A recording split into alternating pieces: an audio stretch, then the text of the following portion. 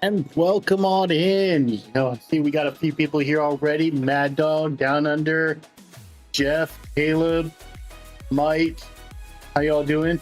So we also got a raid from Steve. So if he's here, I want to say thank you and welcome to everybody that came in from his stream. The way I normally start my streams is with my drink. Today we're doing a Voltage Mountain Dew.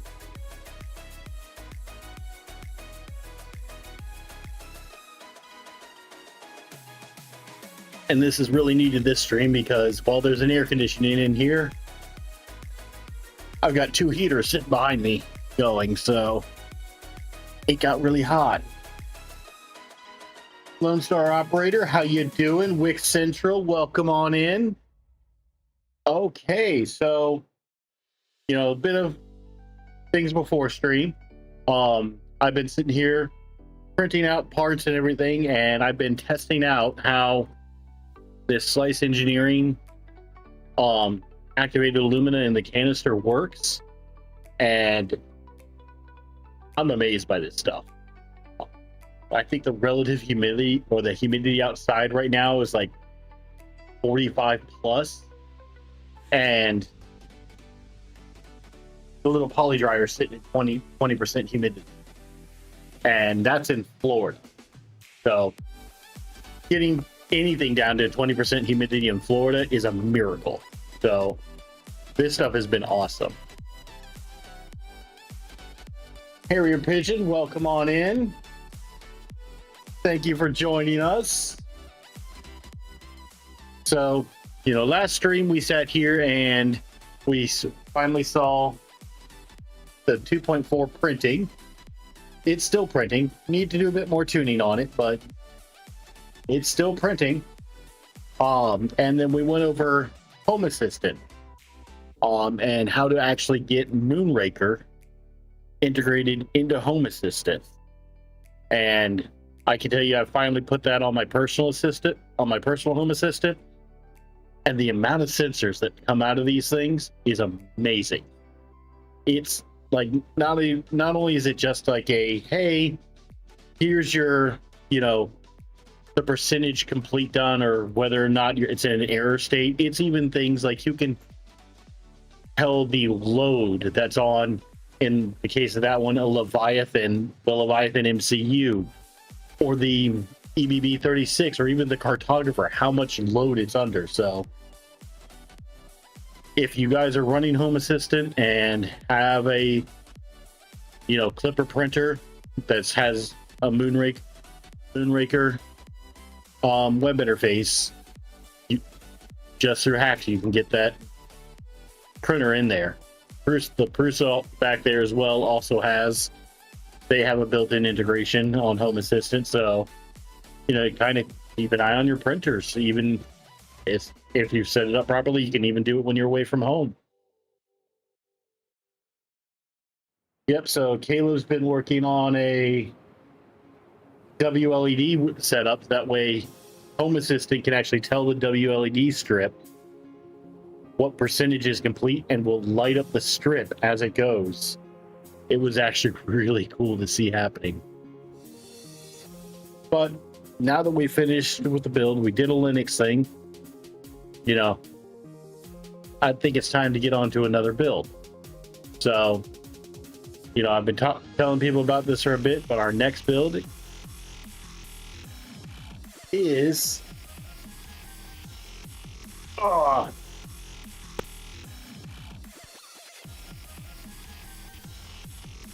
a Micron. So I was just double checking, making sure there was no labels on there. It looked like there was for a second. I was very concerned. Yeah, no, this one had no labels on. I know that for a fact. I've been spending pretty much the entire week going through doing some tuning. I want to thank Down Under and Mad Dog and Caleb for helping me with that, as well as Tom.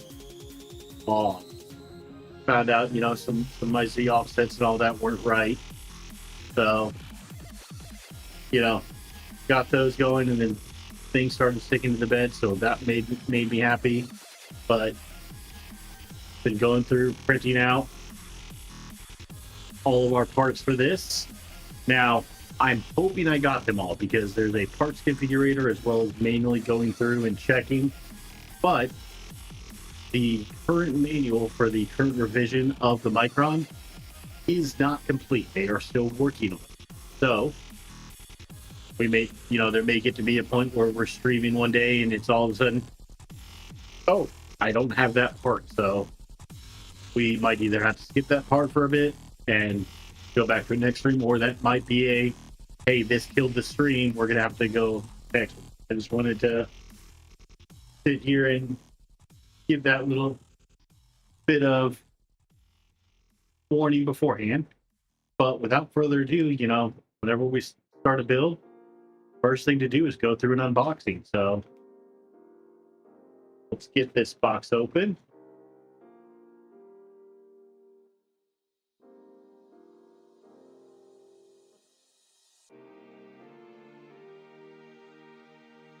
Now, this kit was purchased by me from Fabrico. So it has the LDO Motors kit with a bit of Fabrico Honey Badger included with it.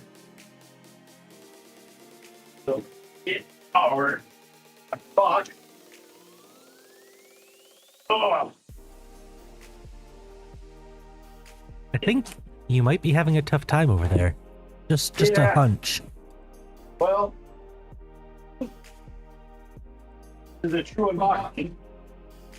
Because I unboxed a box within a box. Sounds about right.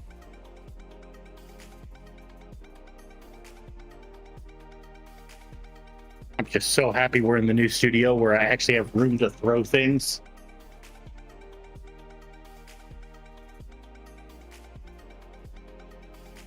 Here, Matt Al, how you doing? Mike, you remembered how much you hate resin printing? Resin printing itself is not bad. I got the resin printers back there. The resin printing itself isn't bad. It's the post-processing that sucks. But once you get your supports and all that dialed in on resin, they just kind of come off. It's just the dealing with the resin and trying to breathe through a respirator. That's the part that can sit here and kind of be terrible.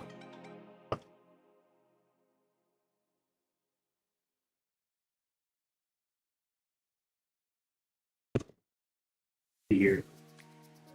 You're thinking about, sorry about that, guys. I do apologize about that. That's like, it was closer than I thought. Okay. So LDO documents inside. And I'm pretty sure that's just our bomb. Yep. It is a LDO Micron, I'm guessing serial number, and the bomb.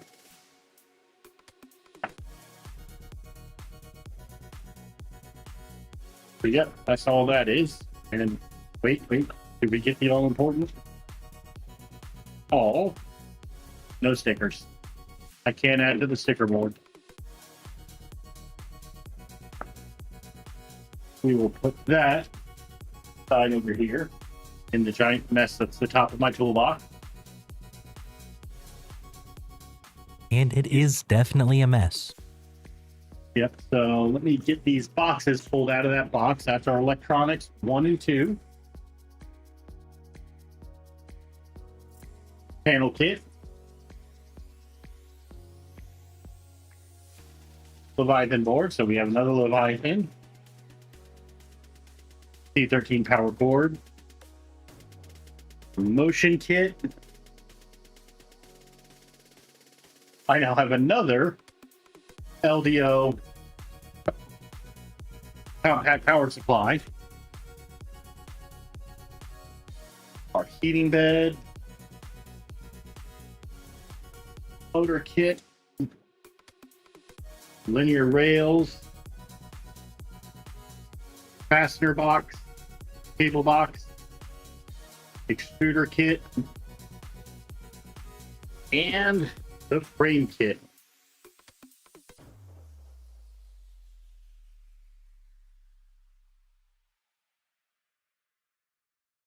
Whoa, it is very hot in here.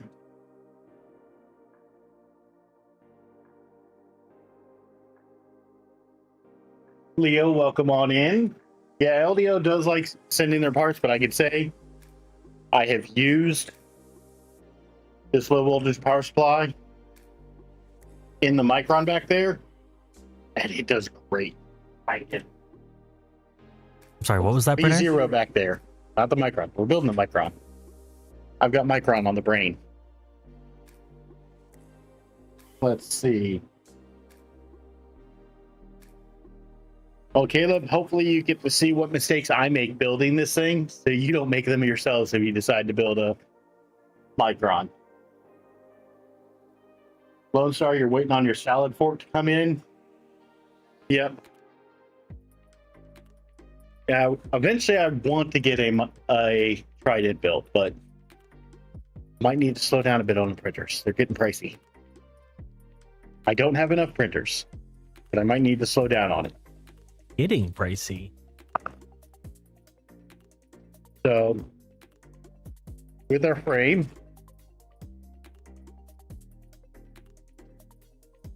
you know, I did go black frame because with this printer,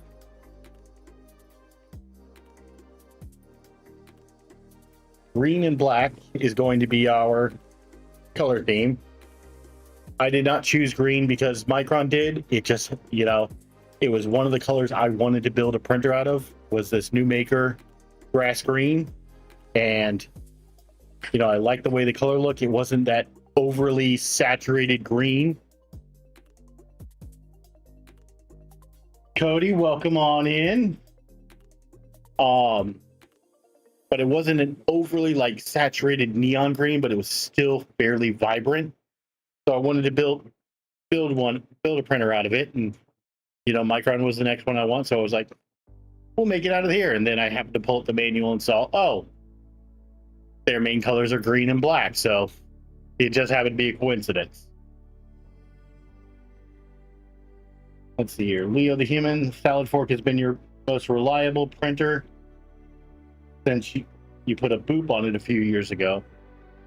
I have not gone into the tap or boop side of things yet. I tried Clicky Probe. That didn't work out for me. And now we have Cartographer on there, and that's been doing pretty well. But we also have our DIN rails. So I'm just going to unbox these and get these out of the packaging, because if all goes as planned, I'm hoping to at least get the frame together tonight.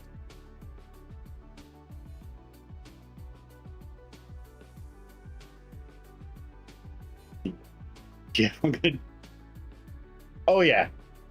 For those, a lot of people that sit here and have been here for a while know that I like to take my time with these builds. Those that are new here, you know, I am nowhere near as fast of a builder as Steve or anybody else when I am doing this on stream. But I like to try and explain what I'm doing as I'm going. I'm not always the best. I'm still learning this, but I also like to have fun while I do it, because, you know, our hobby is not, well, our hobby can be a very inexpensive one.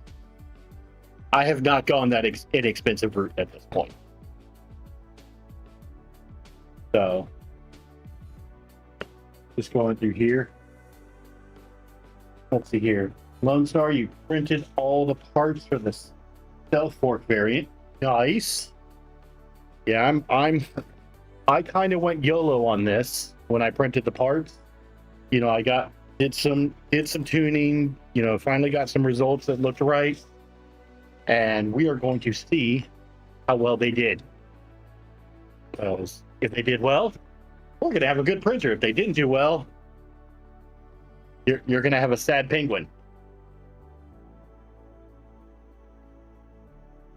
I'm okay with that. You would be okay with that. James just wants to see Penguin try.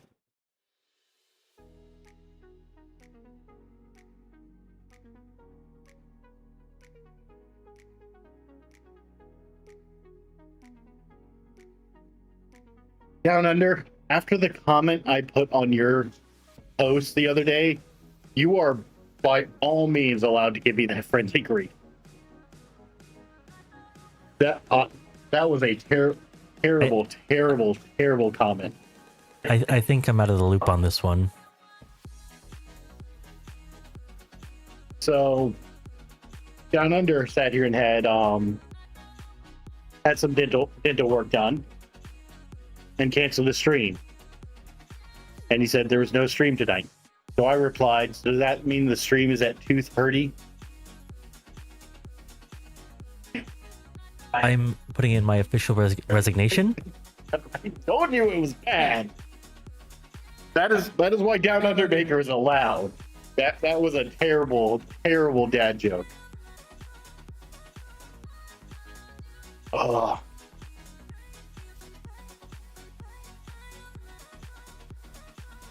Mad Dog, we love to hear that. We also want feedback on my mic. When I say we sat here and pretty much redid the studio. Oh. Are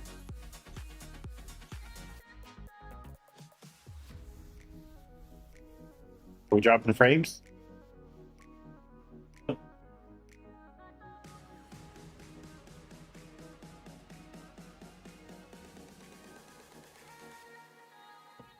Yeah, we're plugged in. Give me 1 second, guys. James is saying that we're dropping some frames here.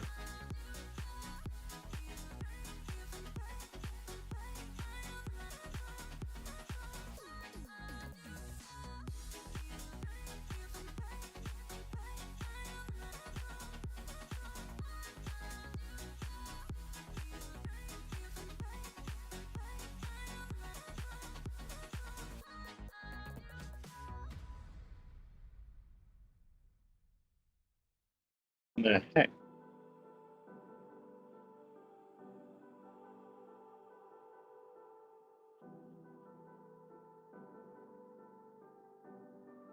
Yeah, I'm getting like 100 megabit.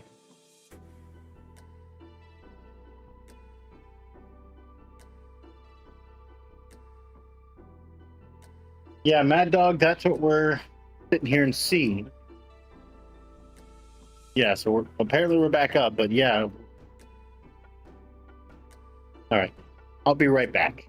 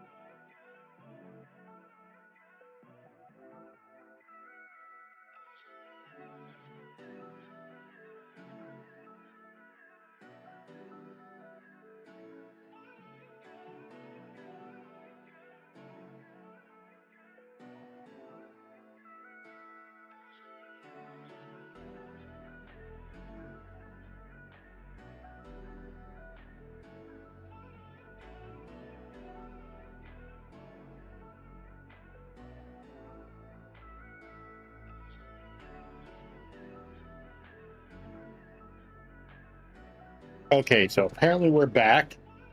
Don't know, we had a bit of a hiccup there on the internet side. I get to yell at my ISP apparently. So, you know, got the motion kit, which has. Oh, thank God! I printed these things out, but I think the metal ones that they send you with the kit are going to be a lot better than the plastic printed ones that I made. So that's cool.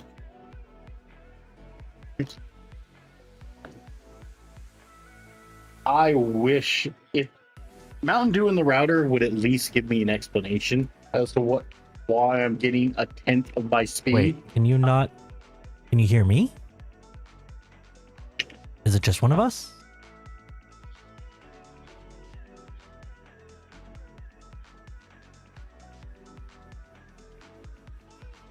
It's just.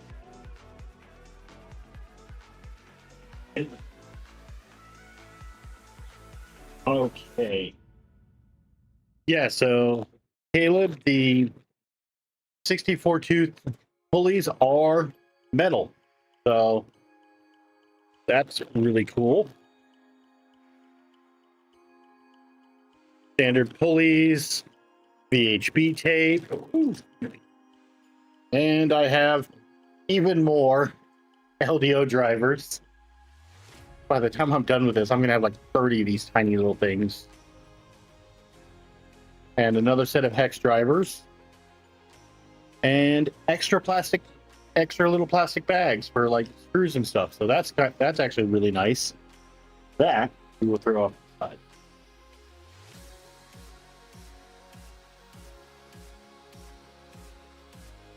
So they do the pin mod on this, so a lot of metal dowels and drive shafts and a ton of zip ties. I'm gonna put those off to the side because I'll probably be needing those relatively soon. It's a motion kit. Get that out of the way. As far as motors go, let's see. Vigo makes, how you doing? Let's see here. It looks like our Z motors are LDO NEMA 17s. And our AB motors are longer shaft because this is a double shear setup. NEMA 14s. And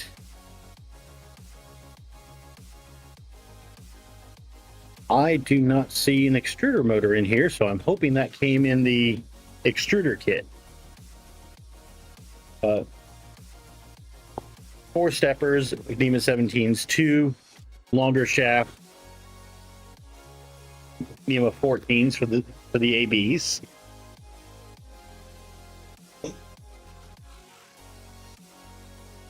Here.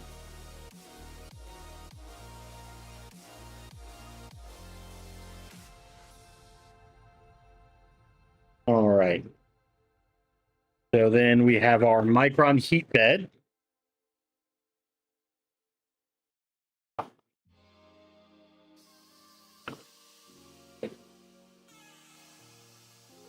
And that is something I am happy to see, because this was not on the Voron 2.4.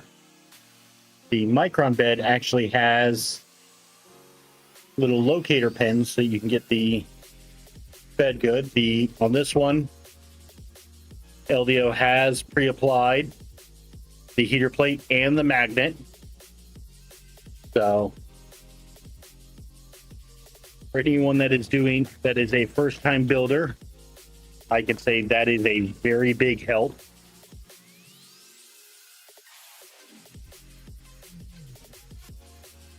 Gonna get that back in there and protected.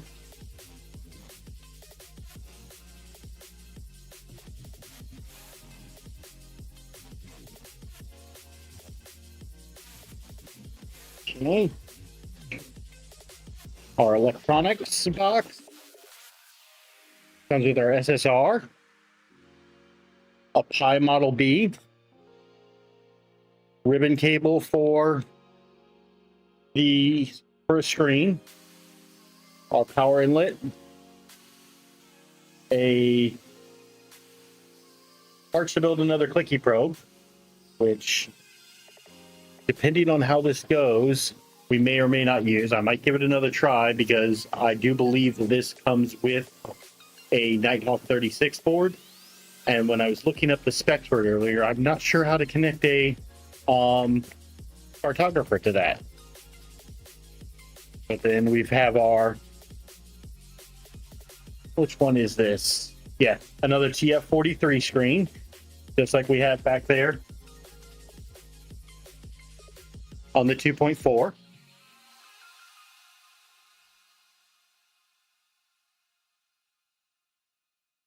Let's get these all packaged back up. We are not going to need those for quite some time. I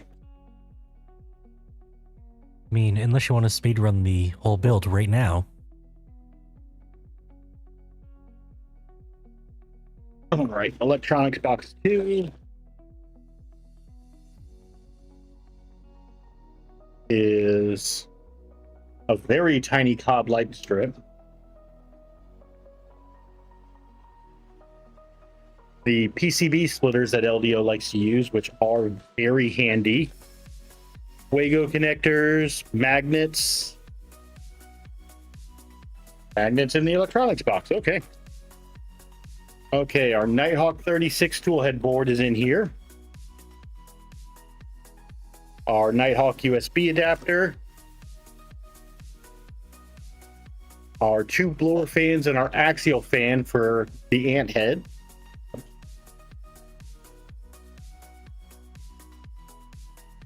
A big blower fan and 2 more axial fans, I'm guessing, for our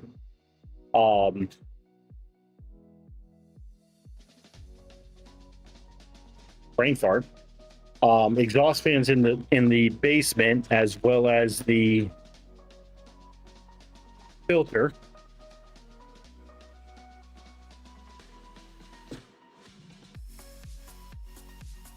Yeah, Micron any percent.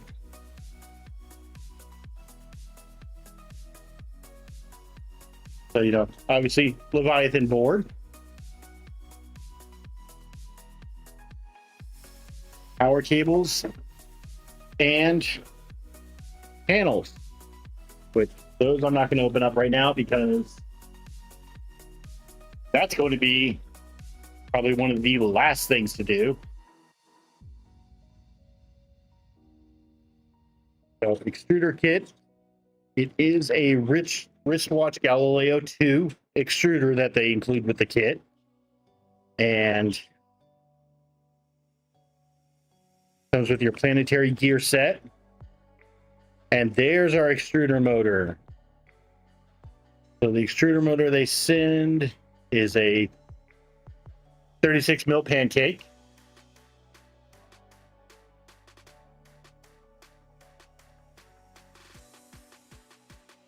And there are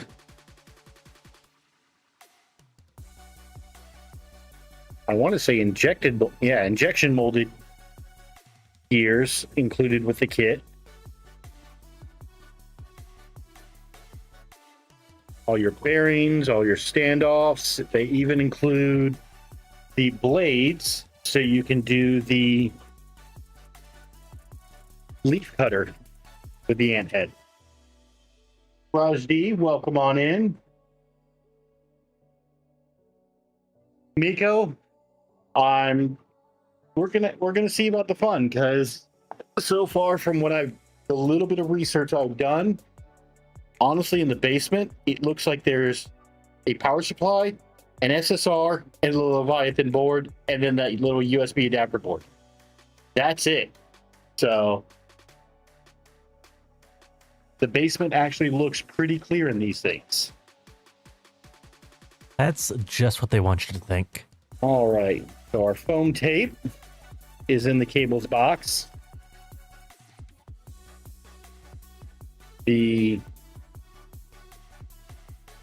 these are special LEDs.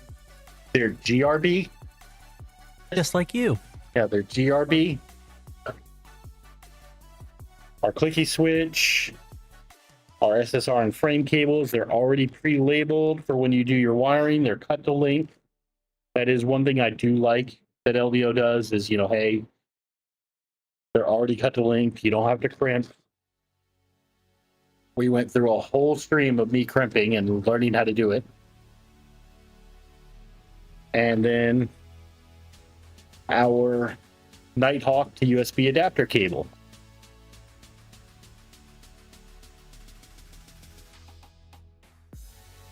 What is this? 3x5 by 2.5 mil tape. So they give you 2 rolls of that.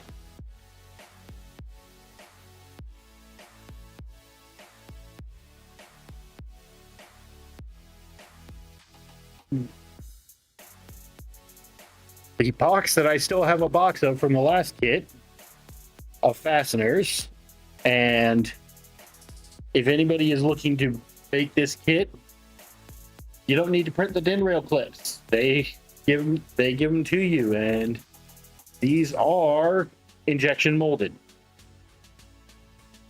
So if you're building one, you don't need to print the DIN clips, even though I've already done so, because I'm literally unboxing this live in front of you guys. So I just went and got the list of parts to print that I was given, printed them out, and said, hey, if there's something that's already printed for me, cool. Tom, welcome on in.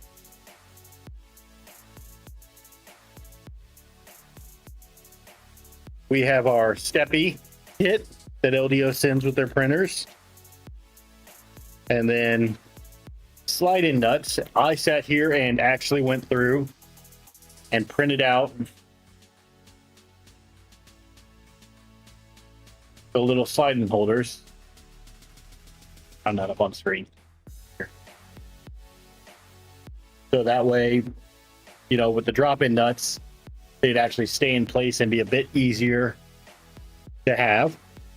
I'm actually kind of organized this time. Got ant head parts, the tiny drop-in nuts and the rail guides, and the rest of the primary parts all in their own separate bins. So I can organize. And of course, our giant bag of fittings. They give you 2 ECAS couplers. And unlike the 2.4, where it gives you the brass brush that you can clip off the end, this one they give you the silicone nozzle wiper. So that also makes me happy.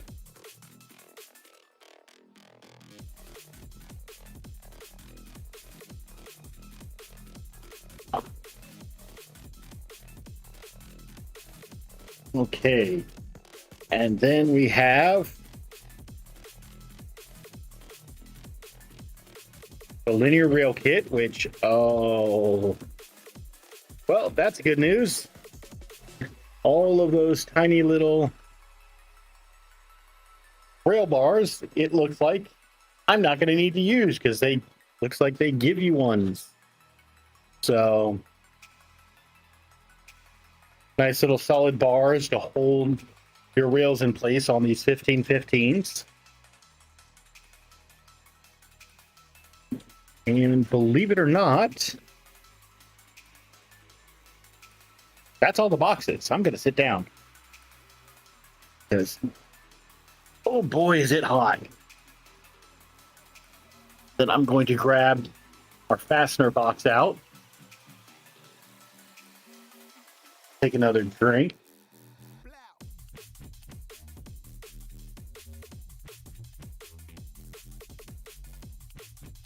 Yeah, no, so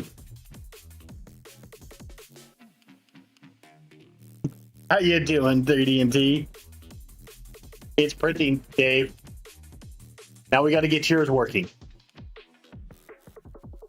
But I will say, when I was printing these things out, they give you printable little rail bars, and these things were a nightmare to print because, you know, they're so small and tiny that the slightest breeze, they cool too fast and then peel from your plate and ruin the entire print. So the fact that LDO sends just a long metal one to use in its place, yes. So if you get an LDO kit, you don't need to print those. 3D and Teeth this weekish. I can say have fun with it, because once it got up and going, it's been great, Dave. Mostly. Few little tweaks left to do on it.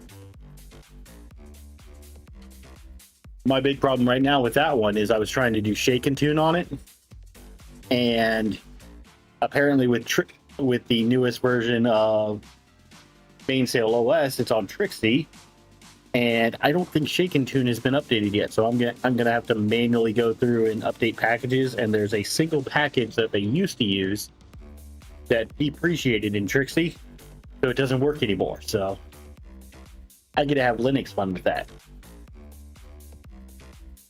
But we've gone over all the parts. What do you guys think? Should we start the build? I think we're good. We'll cut it right there. No, we'll cut it there for this week. Have the internet's shortest stream. Well, we got to get them up to the 10 streams that they think you're going to take. I mean, 10 streams is rookie numbers.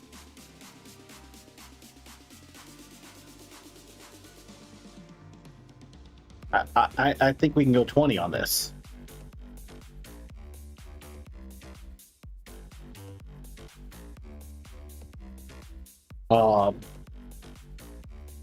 So, Dave, what I'm printing are these little things. They are just little pen holder caddies. I am printing them out for some gifts for some coworkers. They are called the Circuit Caddy. Let me see if I can pull it up here. I found the model on Printables.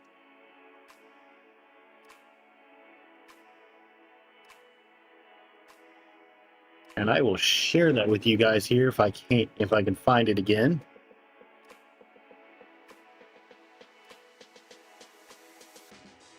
Here it is. It's the Circuit Caddy by MBS Studios.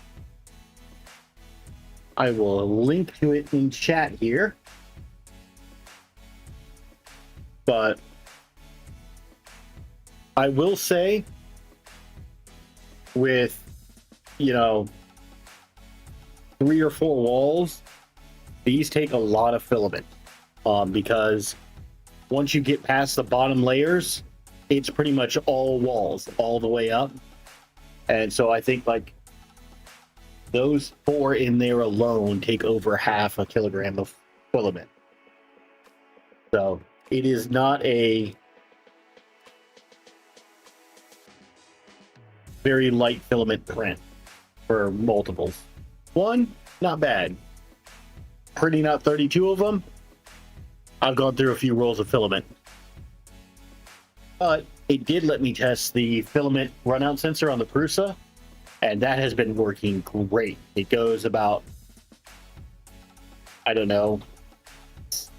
6 centimeters past the filament sensor in the side, detects that it's out of filament, automatically unloads and lets you load in new filament, and just keeps going. Gergman, you have missed the unboxing part. What we are about to get into is I have the manual up here now.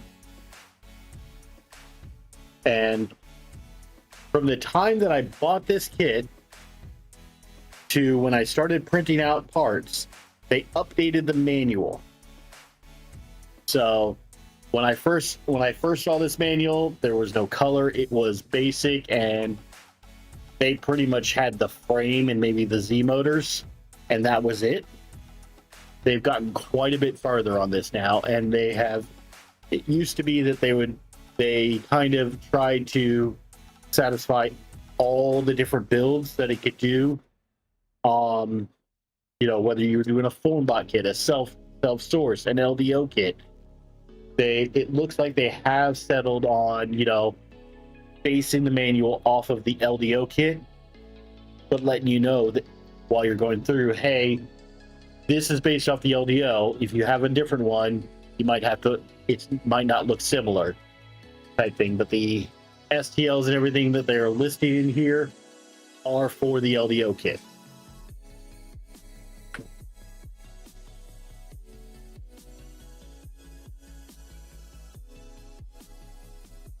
So 3D&T,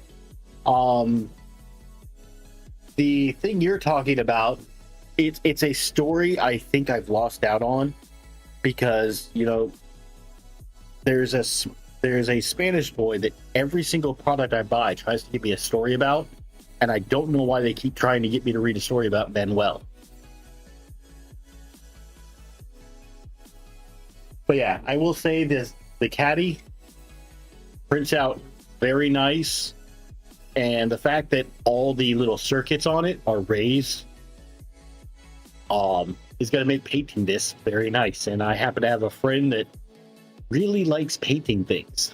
He does miniatures, and so he's going to paint these for me.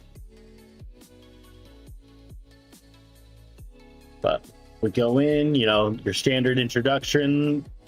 The Micron was originally designed by Hart K, community driven. It's a smaller version of the 2.4 with some modifications. First one and most obvious one is, instead of 2020, it uses 1515.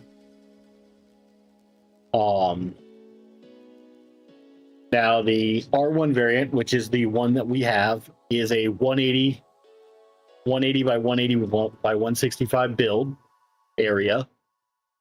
I know Fabrico has a kit that is pretty much honey badger parts, but it is designed that for people that have built a few printers.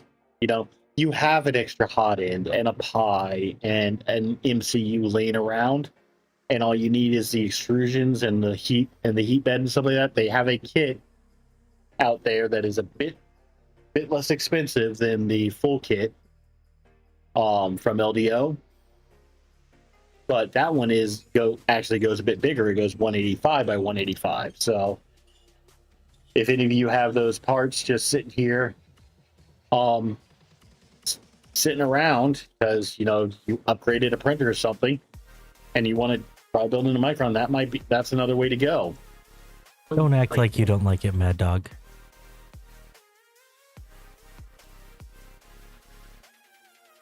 Oh no, Mad Dog. The dad jokes were way before he started doing this. I'm just getting more comfortable. All right, so it's going through, just like the Voron kits do. The Voron does with their manuals, where it's explaining, the different parts and everything, what they call everything, which I took for granted, because the roll-in nuts, to me those were roll-ins, and the hammerheads were T-nuts, and so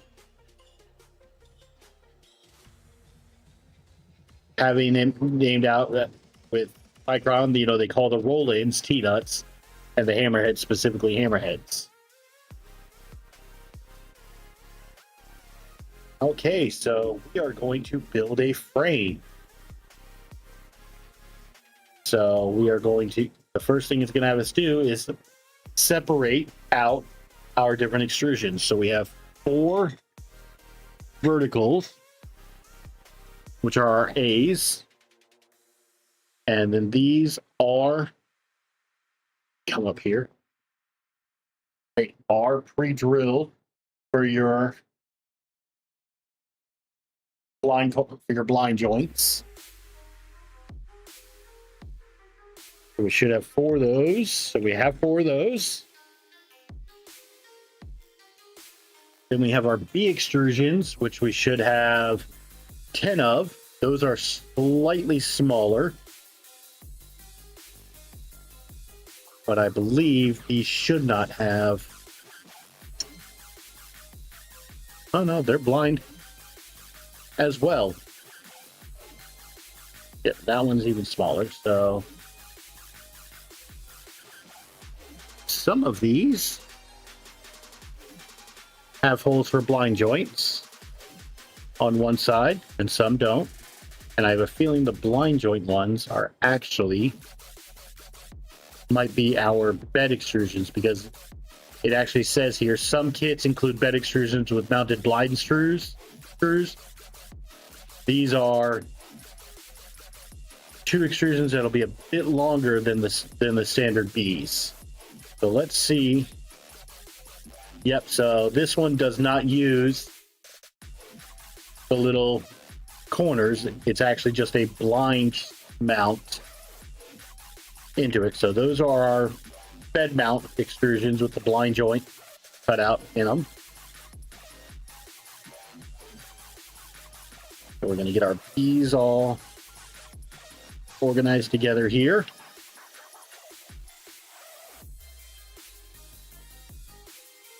That one is shorter. Okay. And then we should have 2 of our C gantries for the Y rails. And those go a bit shorter than the B. Our D gantries are X rail. And then finally, the tiny little one for the rear of the gantry.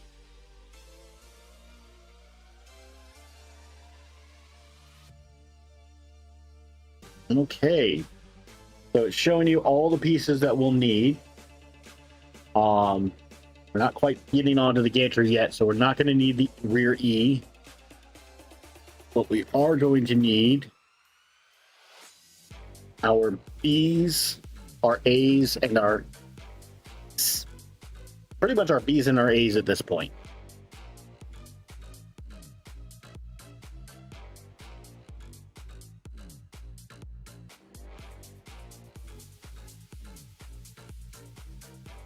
So just showing you how they kind of go together.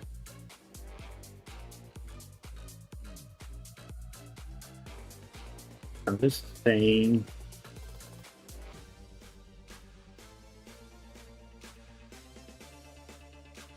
I think I missed something in the instructions here, because it is not giving me the. Am I blind, or am I not seeing the screw to use? Yeah, make it up as you go. On this blind joint. Just pick one and hope that it works. Let's see here. M2 by 6, M3 by 6, M3 by 6, or M3 by 8. I'm guessing it's going to be the M3 by 8. Just because I'm pretty sure those M2 by 6s are for the linear rails.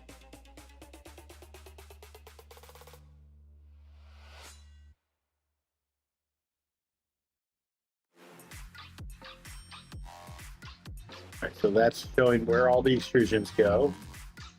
There are 4 vertical extrusions. Each has blind holes to allow X driver to reach the ball head cap screws for blind joints. Are they just going through and giving a generic explanation here? They are. Okay, so that is an interesting thing. So something that they're doing is kind of giving you a very detailed overview of how things go together.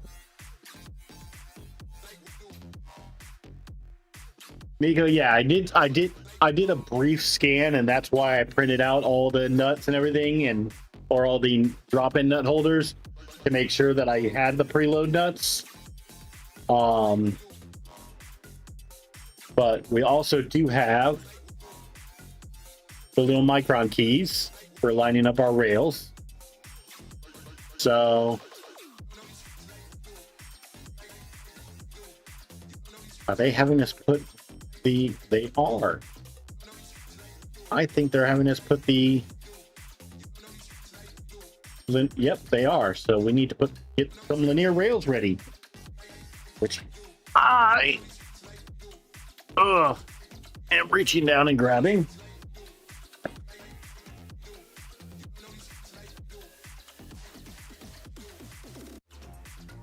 Gonna grab these, so we're gonna need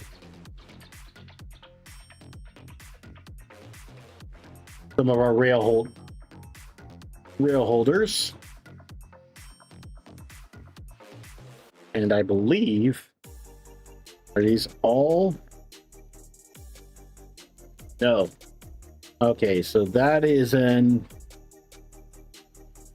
this is a 9H, and we need the 7Hs. That's a 7H. That's a 7H. 7H. And 7H. And I believe there should, yep, there is two more 7Hs. Okay, and those are going to be for our Y extrusions. And I just want to check this real quick. And yes, the little rail holder is just as long as the rails. So I guess we get to clean some rails. There, dude. There, okay.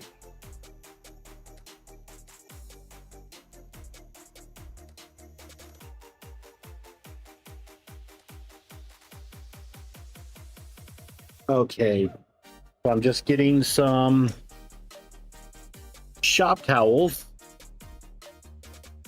That way I have something to lay these rails on as we're cleaning. And we will grease them up. So let me grab my little syringe.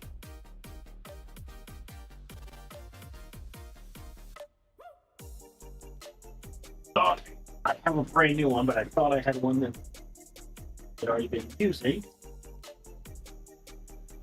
But since we did the new studio, I have not used it. So I don't know where it is. So we're going to grab a brand new little syringe. So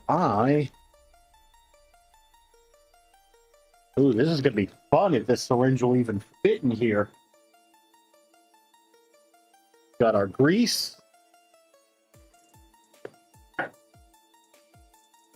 We've got our nitrile gloves.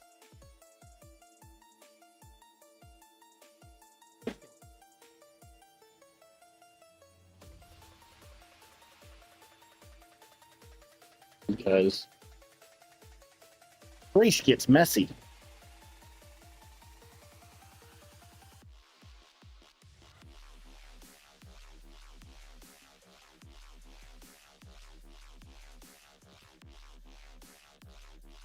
Okay.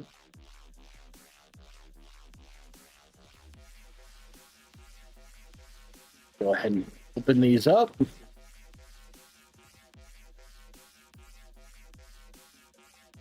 That is some tough plastic.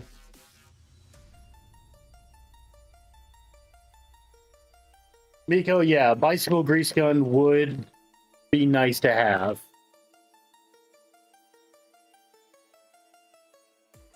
Okay, and then I'm going to grab my ISO.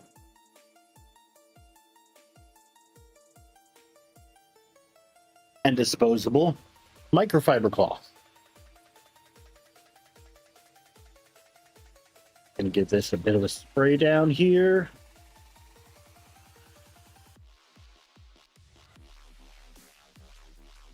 It's so look in, get any of that oil from the factory out of here.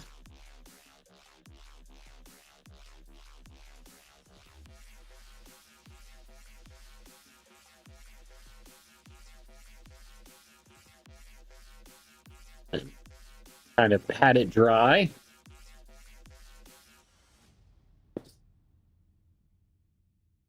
Move our carriage a bit.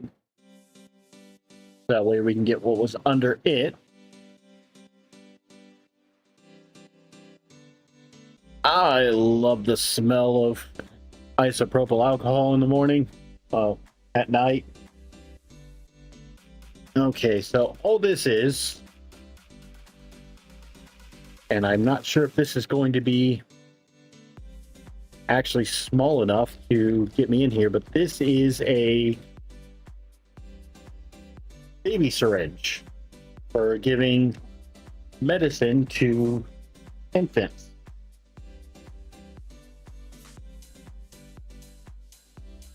What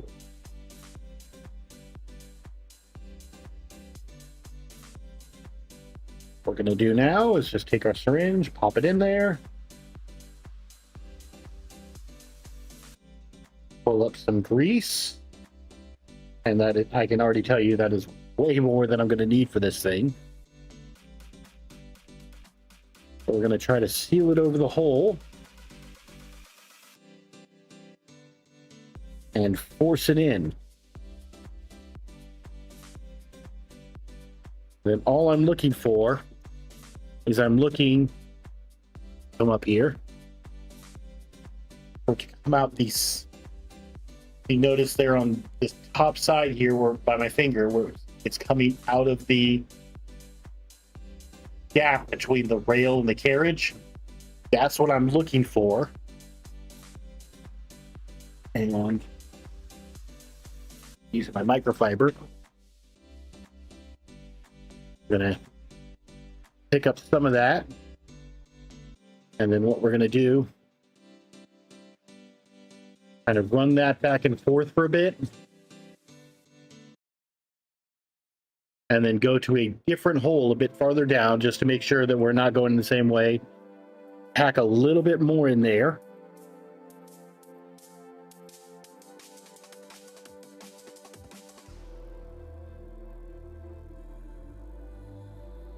Once we see it coming out, that way we can make sure that, you know, we have plenty of lubrication on these bearings, because the grease not only sits here and helps keep those bearings running smoothly, it also sits here and kind of puts a film on the rail itself to keep it from rusting. Now, something I've seen done and has worked for me. Once you've done this method, you'll notice there's a lot of grease in those two holes that we just did. So taking a short little hex driver and kind of poking through and kind of get that grease out.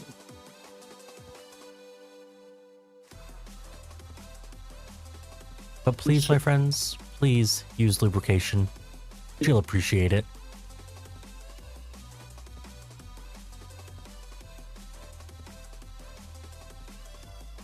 And then all I'm doing now is I'm getting down like in these channels, because the grease will get down in there. We don't really need it down in there, but we can kind of spread it out a little bit.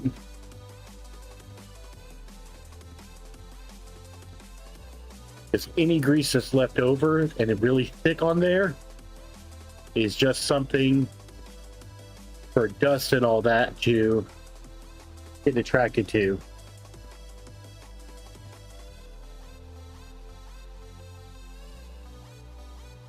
Miko, I will take a look at that after stream. Because yeah, having one of those with all these builds would be nice. Okay. And I'm just looking in the holes now, seeing if there's any grease left over in them. But you know, a bit of grease left over won't harm it, but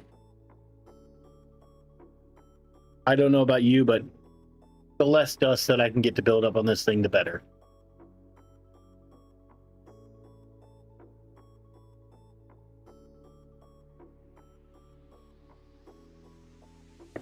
Running it back and forth here.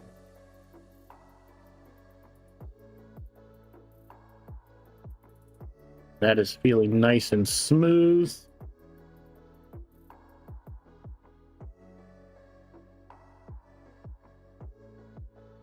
Wiping down here. Okay. And our first rail is done. This is where I'm going to grab the microfiber and just lay that out. And then since I know we're going to need four of these for these extrusions, might as well do all four of these at once.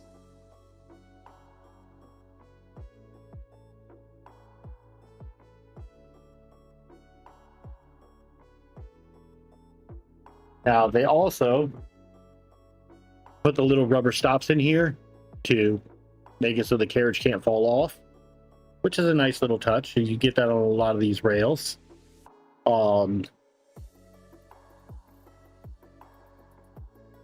You can also, and they do send it, they send little carriage holders that you can sit here and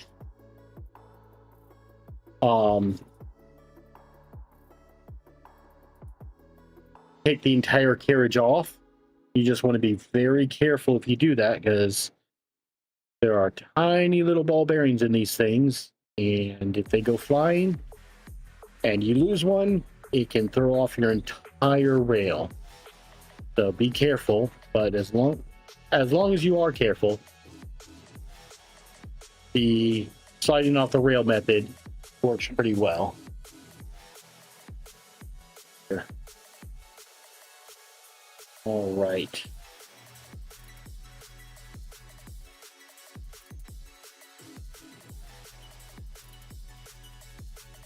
That's drying. Suck up some more grease, because that last one actually took a bit more than in there than I thought it would. And again, we're just gonna put it down there and seal it.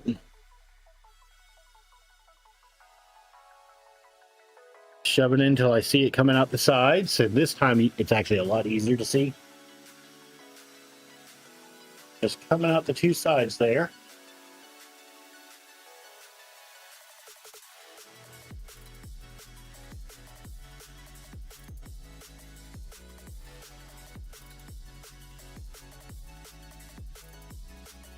Get that off. Run it back and forth. Work that grease into the bearings.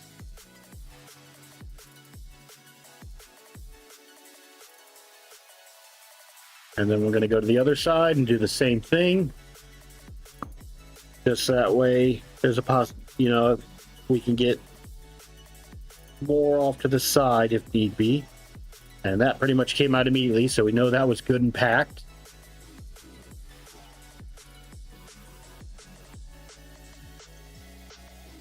Again, just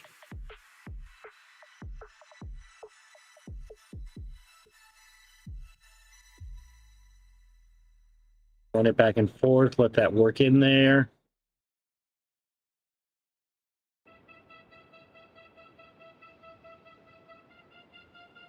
And then take our little screwdriver and go through the holes.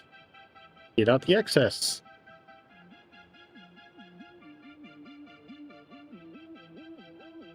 Now, I know it's not for everybody today, but for those of you that do celebrate it, how is your Father's Day going?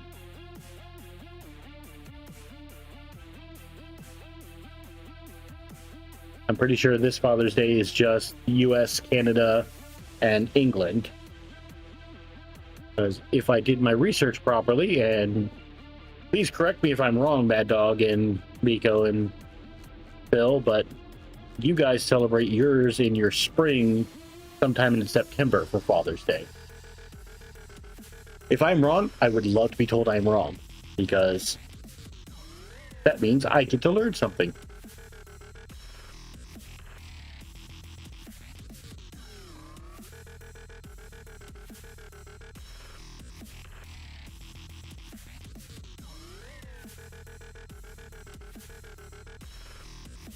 28 watching, but only 38 likes. And Phil's gonna put on his teacher voice and make them stay after class without a like. Phil's teacher voice can be scary.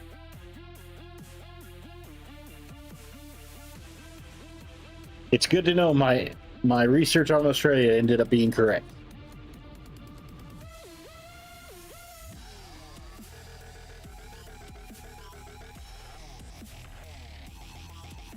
Okay, now I'm just working on getting in the little crevices here. Trying to see if I can get any of the grease out to help it run a bit smoother.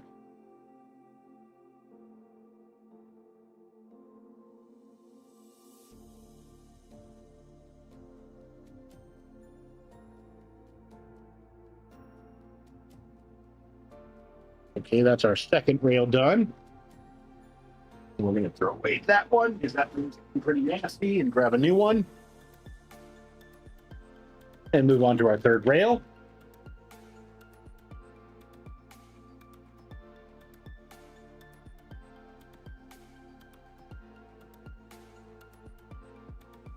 No lunch. Ooh, you are a very strict teacher down under.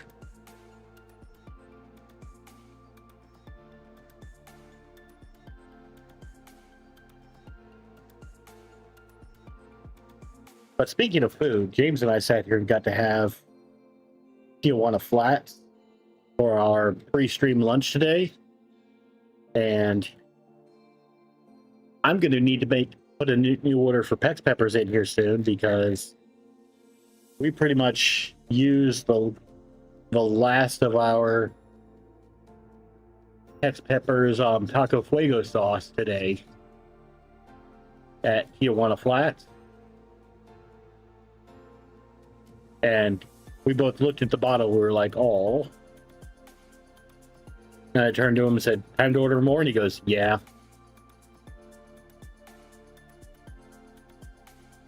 Okay. Let's pat this dry here.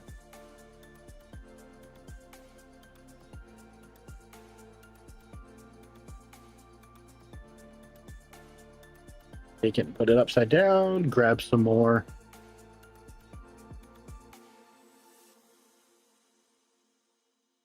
grease.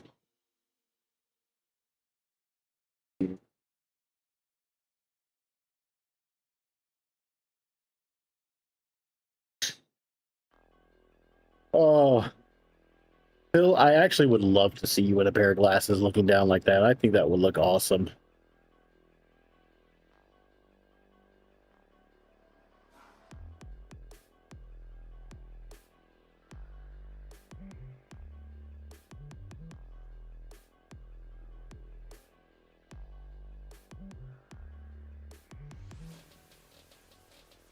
Okay, this is what I was afraid of. You have to get that sealed just right.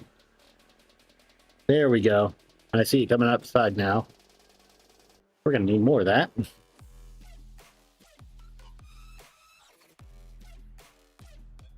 Okay. Pulling this back and forth here.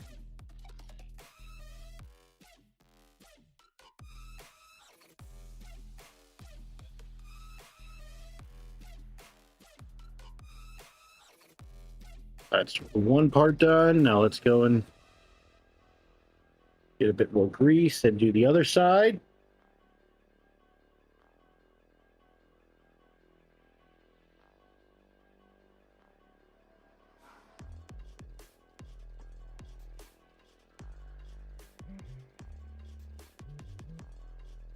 Right?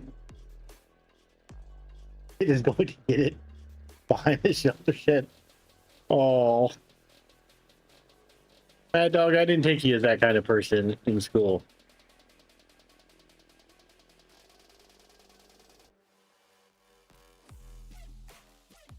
All right, just working on getting everything off the tops and everything.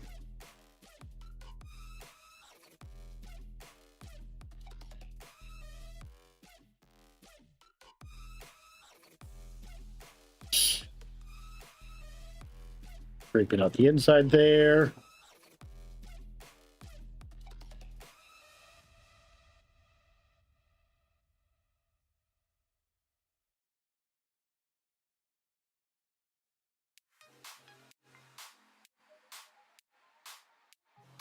And I will say, you can do this without gloves. If you don't mind your fingers feeling slimy and nasty for an entire week. Because grease will stick and stay.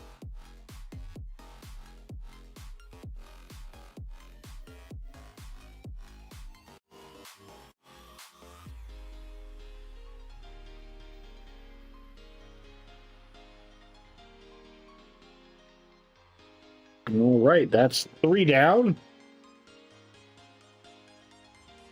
1 to go here.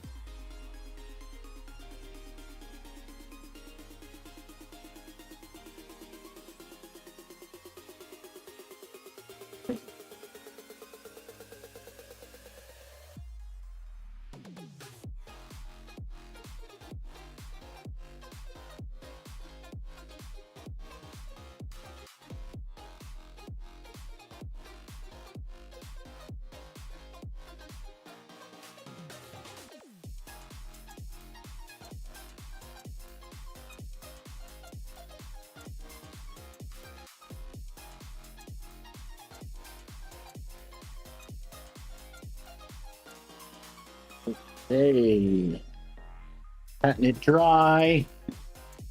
Ah.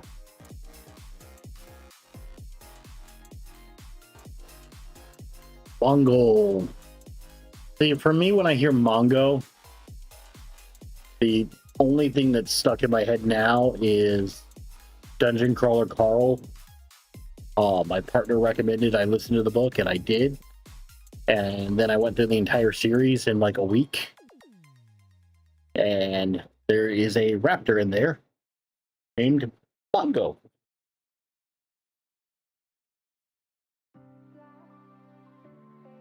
But it is actually a very good book series. Very raunchy. So, you know, if you're looking for like a PG, I've never been on the internet type book, it is definitely not the book for you.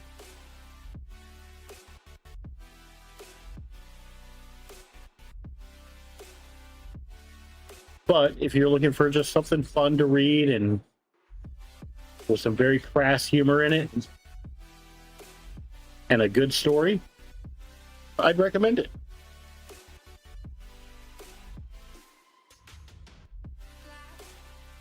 You don't say, River. River's looking at me like, can I come up? And she knows she can come up.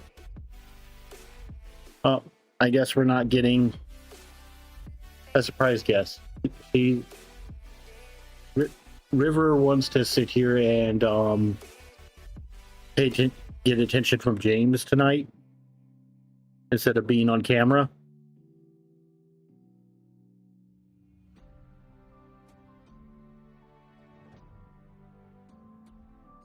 So it's James's fault that River's not on stream. That's Correct. my story, and I'm sticking to it. And I have no shame about it.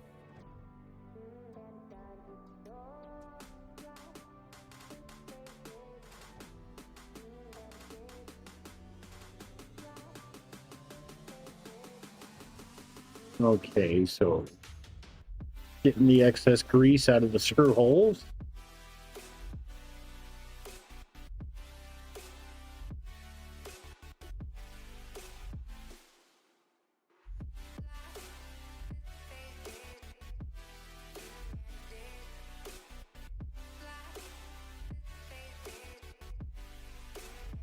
And just cleaning off the rails now. Okay, a little bit more got on there. Slide it back and forth, make sure there's nothing picking up or sticking, and we are good. So that is all 4 rails done.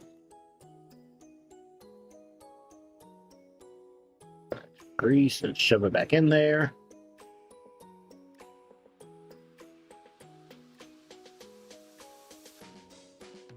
And time to reinstall the grease cap, the cap on the grease.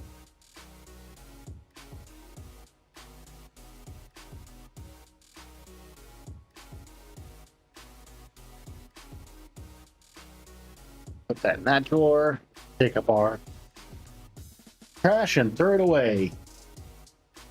All right.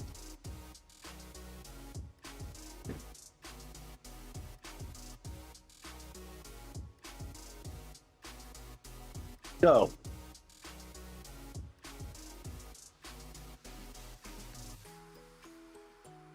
the way the manual calls is it's to use 2 of these little nut holders, and you fill every single one and put an extra nut in the middle. But since we have the nut bars, we don't have to do that. So this is just going to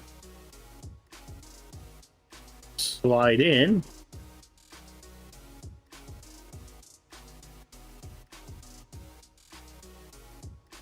And then we should just be able to screw these on. Now these are M2x6. So we are finally going to break into our big bag of screws to find M2x6s. And these are socket heads.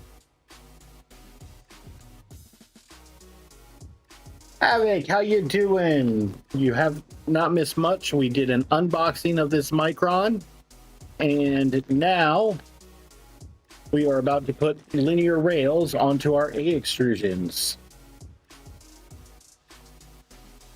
Okay.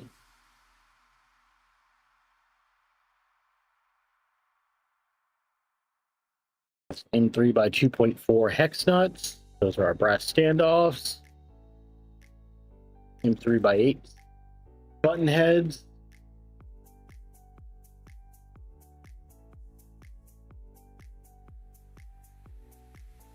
M2 by 8, M2 by 6 socket heads.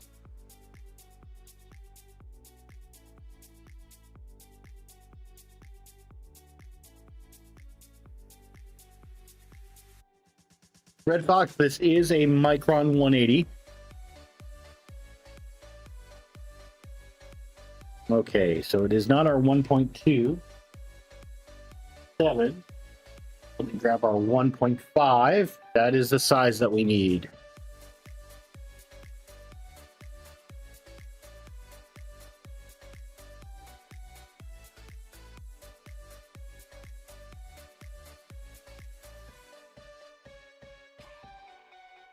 What I'm going to see, I have never done these little rails, is if it's going to be easier to get these started by starting one outside and then threading it and then feeding it in the extrusion, or if I should go ahead and just put it in the extrusion, because it felt very tight, almost cross-thready when I was doing it the other way.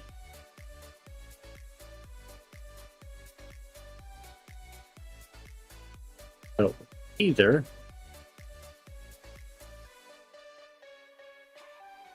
that's just feeling wrong. Let me try a different socket head just to make sure that it's not that screw.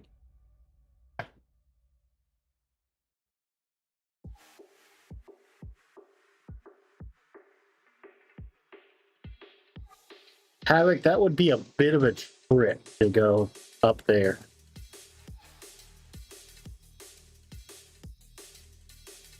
It is not just that screw. Just that hole. Let's go to the other side and see how that one feels. Or if they just... Is it the right screw? It's the right screw.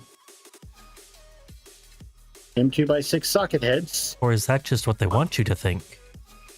Nope, they are just tight once they get to the other side there. So let's feed that in like so.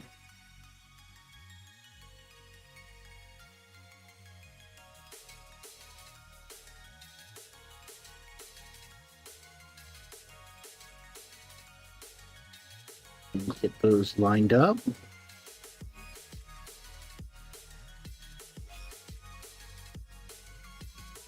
We're not tightening down all the way because I still need to be able to slide this around to make sure that we get it set in the right position on the rail.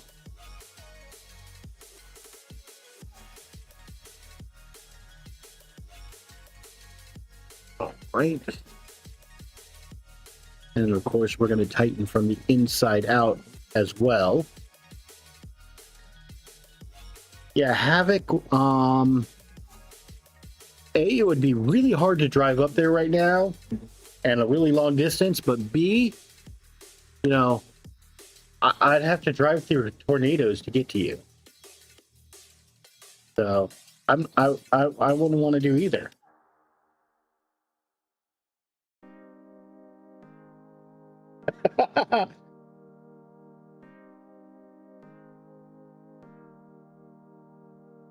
Having fun with Warhammer would be fun, Havoc, as well as playing some Magic. I want to play Magic.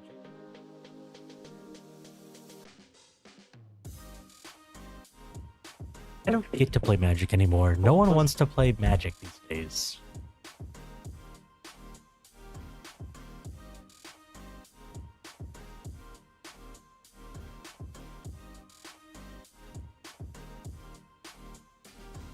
We need to get like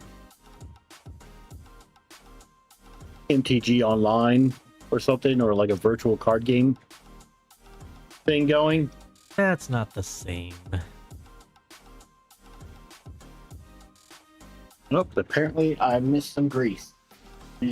I feel it on the fingers. Okay. I'm just moving that one stopper. That way I can get this last screw.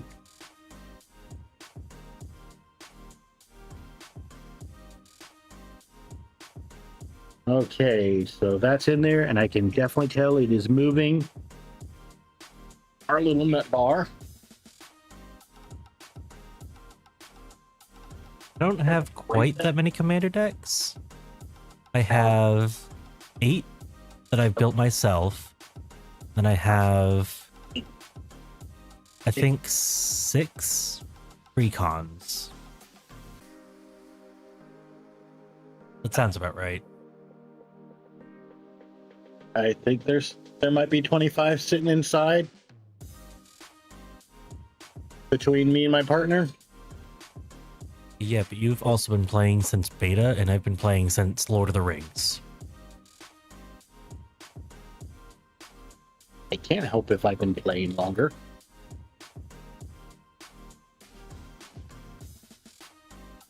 But Commander hasn't been down out under, since beta.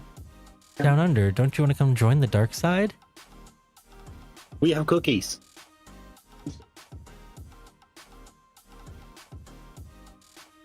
Join the dark side. We have cookies.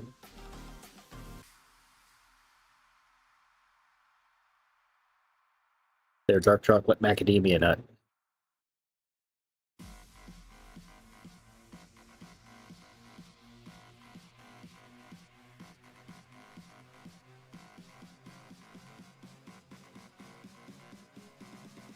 Okay, so yes, it is in fact the M2x6 socket heads.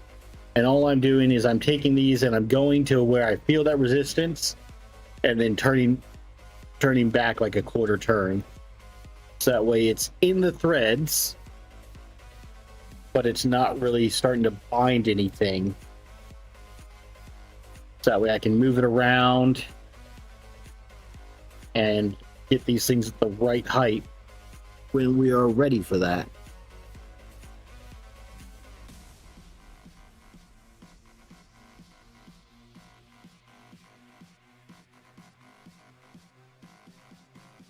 See here.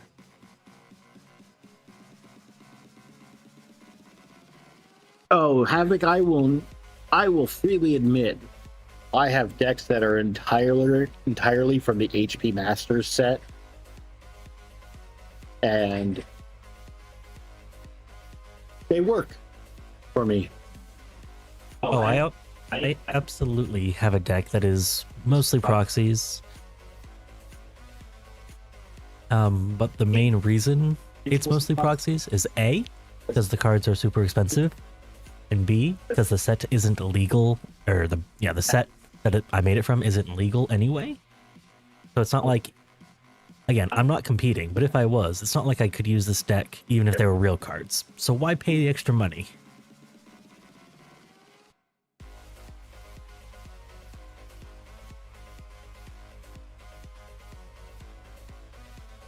Here. Tempest was amazing.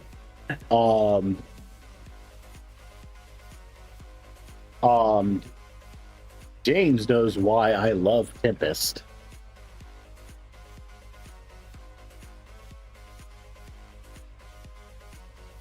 So Havoc, I have a real Slivers deck. Guys, are we becoming a Magic the Gathering channel now? Is that what I'm hearing? I know. This is cheap compared to Magic the Gathering. 3D printing is cheap compared to Magic.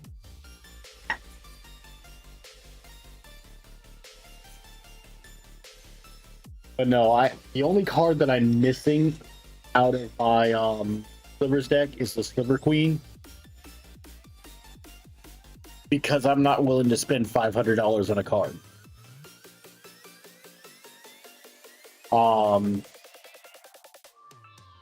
Mad Dog, no, they are not green cookies. They're white. They're dark chocolate macadamia. If you want them to be green, I can make them green, but we might have to sacrifice a Grogu.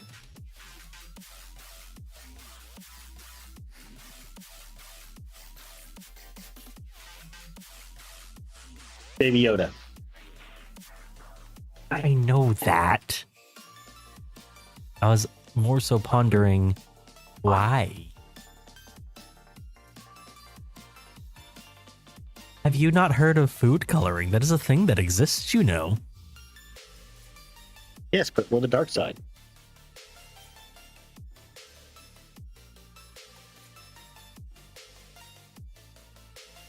My hands feel so giant with these tiny screwdrivers.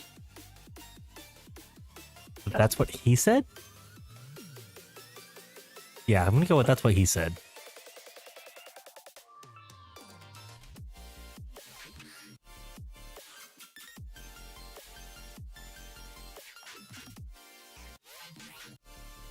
So that would be a fun little project.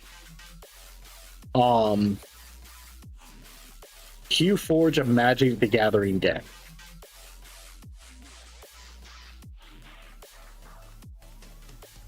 You want to talk about a durable deck? I don't need sleep protectors for where we're going. How thick would a 100-card commander deck be if it was 3D printed? Like, how thin could you get it where it wasn't gonna be brittle enough to break?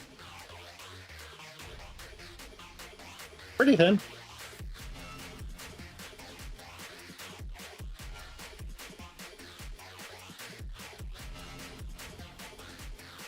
Okay, I will say I don't have HueForge yet. I also don't have a multicolor printer.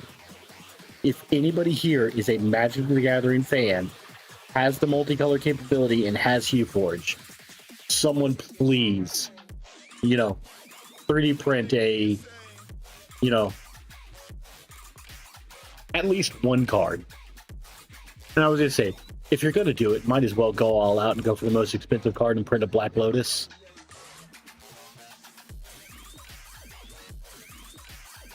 Alpha Art Black Lotus.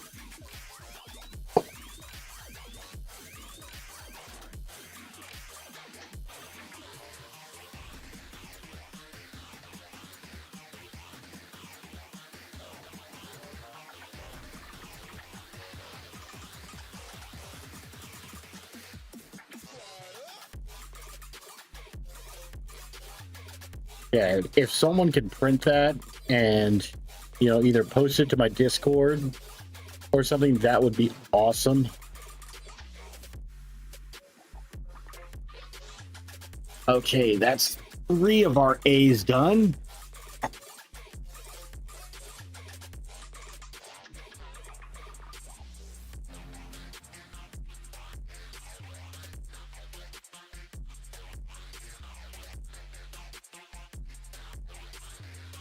And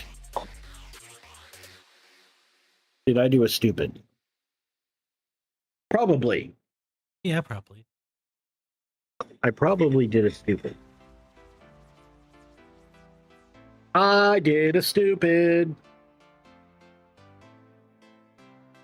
That's why I did a stupid. I sat here and put 2 of the linear railers into those E extrusions instead of the A's. But thankfully, since I didn't tighten these down all the way, you could just slide them off one rail and slide them onto the other. Talk about an easy rail install.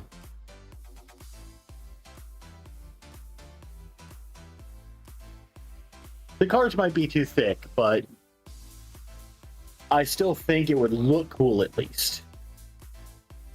But yeah, you're right. The commander deck would probably end up being like that big. It would be fun to shuffle.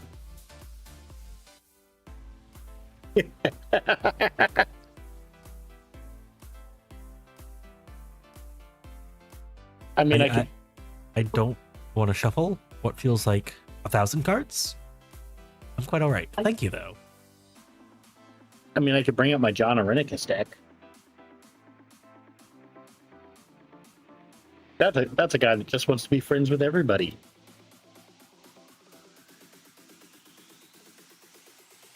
See, but when you say he wants to be friends, you say it in a malicious way. When I say my decks want to be friends with people, I mean it in a real way. No, your deck just wants to throw a carnival.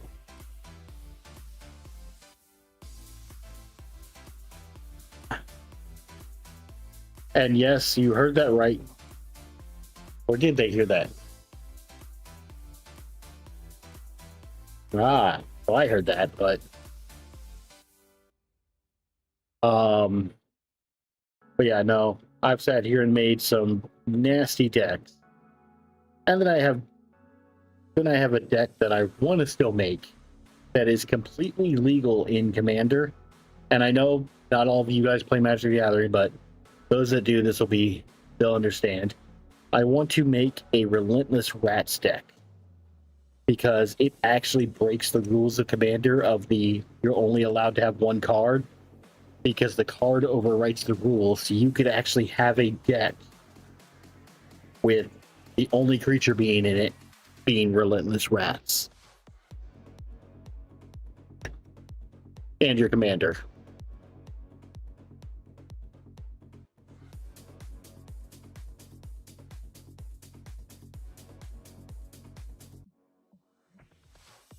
Down Under. That sounds like you're going to have a very good time.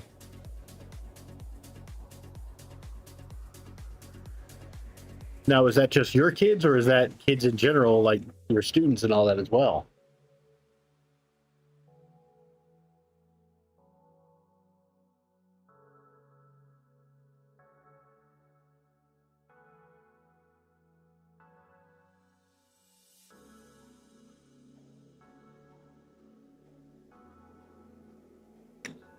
Bill, did you guys realize that I was putting the rails on the wrong extrusions. Yeah.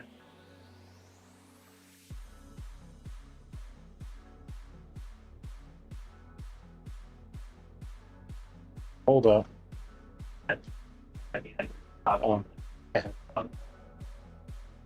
Hey, at least I realized before I got to the end. But hey, you know, I know Caleb said that he was thinking about building one. There's something to keep an eye out for. Okay, so now make sure that these are all the same size. Good. Yeah, stay on there. Ah, no school for down under today.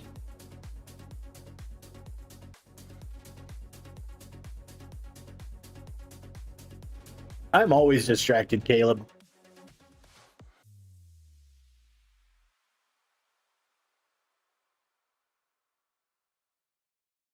Okay. Going through the manuals, it's saying, hey, we're going to need... Okay, it shows our rails. It shows the end stops.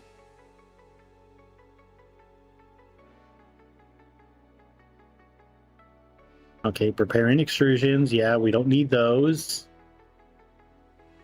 I kind of want to... Yeah, I guess the M2 nuts would fit in there. That's an M3. Where are the M2? I just want to see if these things would have even fit if they didn't give me the nut bars.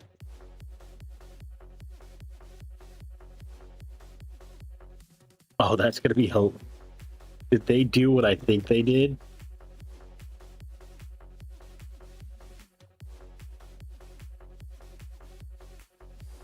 Oh, this is going to be hilarious if they did this.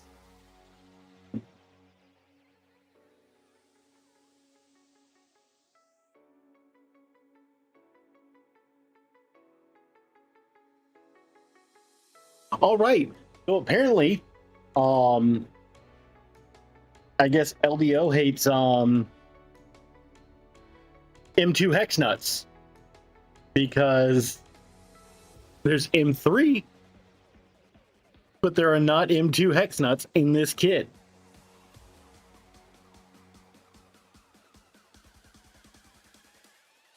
So there we go.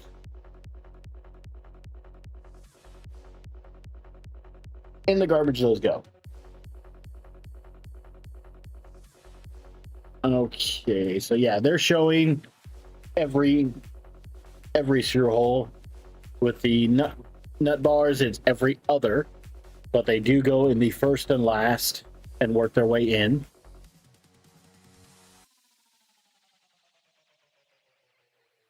So then we are going to grab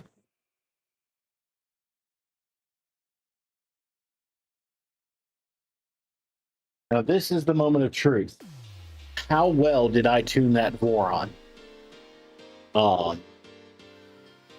I'm gonna bet the answer is pretty poorly because it's the first one I've ever had to tune. But we're gonna find out, because if I did a very bad job, then that might mean every single one of these parts I printed is useless.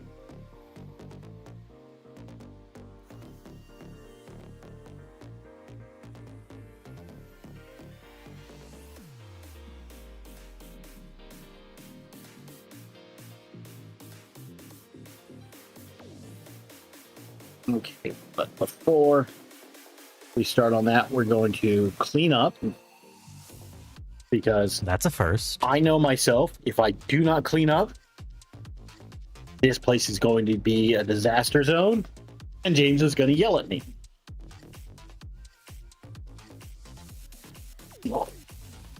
Okay, so we're just going to get these out of the way, but what we are going to look... Oh, wait, I'm not going to need... Yes, I'm going to need M3x8s. We're going to keep those out.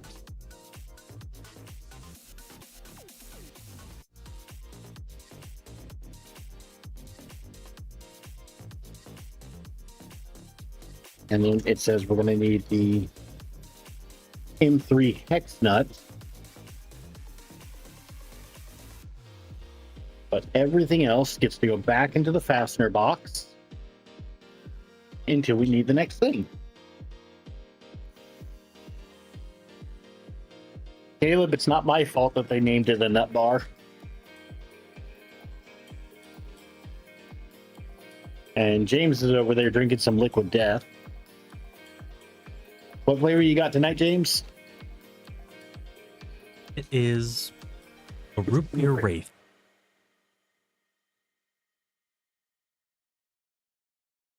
I still think that the best name that they have for one is Dead Billionaire. Because they wanted to make an Arnold Palmer flavor. No. They had a flavor called Arnold Palmer. It existed. It was a thing. And it's the exact same flavor as the Dead Billionaire. Yeah, so they had one.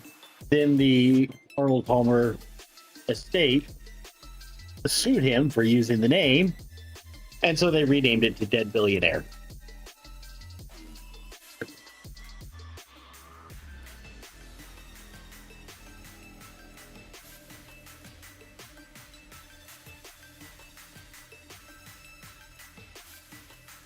Okay, so according to this, oh my god. Oh, okay. I'm gonna get this nice and even here real quick, and I've got to show you guys this. So, every single one of these parts were printed on the 2.4.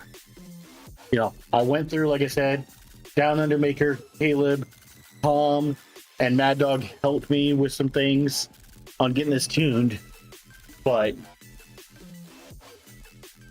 not only did it fit perfectly over the rail, but the rail itself, so it fit perfectly over the extrusion. The rail itself fits perfectly in there. I don't think that thing could have been tuned better if I tried. Well, I did try. Well, I guess that's not the best saying to use there. Lone Star, so you missed me making a mistake by putting rails on the wrong extrusion, but because I kept these things loose, I could literally slide them in the nut bar off and slide them into the proper extrusion. Okay, so it wants us to put that down there and then take a second one and put it near the top.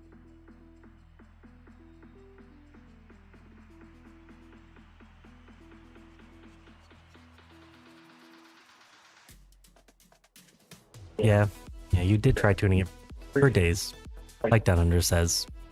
Multiple days, multiple streams.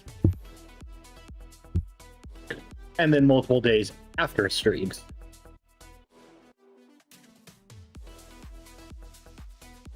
Okay, so we're going to take this now and get our two outers done.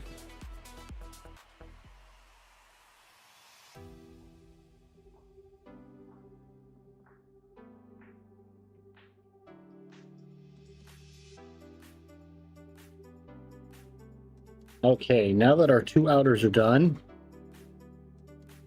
we're going to take from our center and go from the center out. 1, 2, 3. 1, 2, 3. So we have two center points on this. There's one.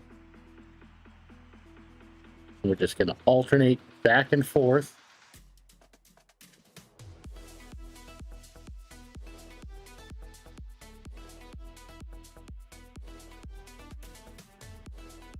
As we tighten these up.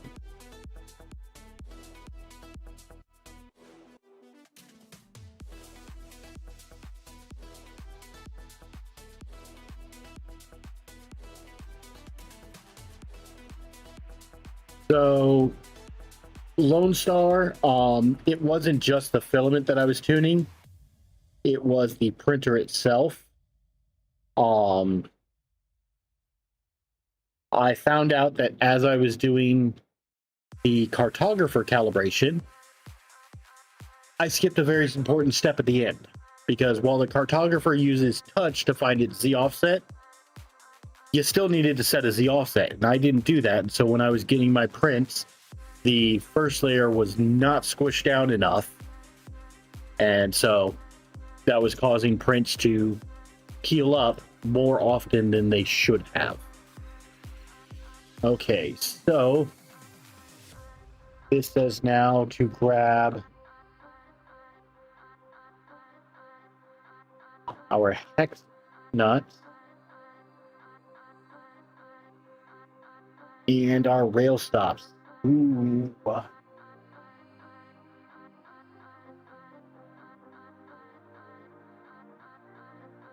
Guess we're still printing. I think I have some. There's one.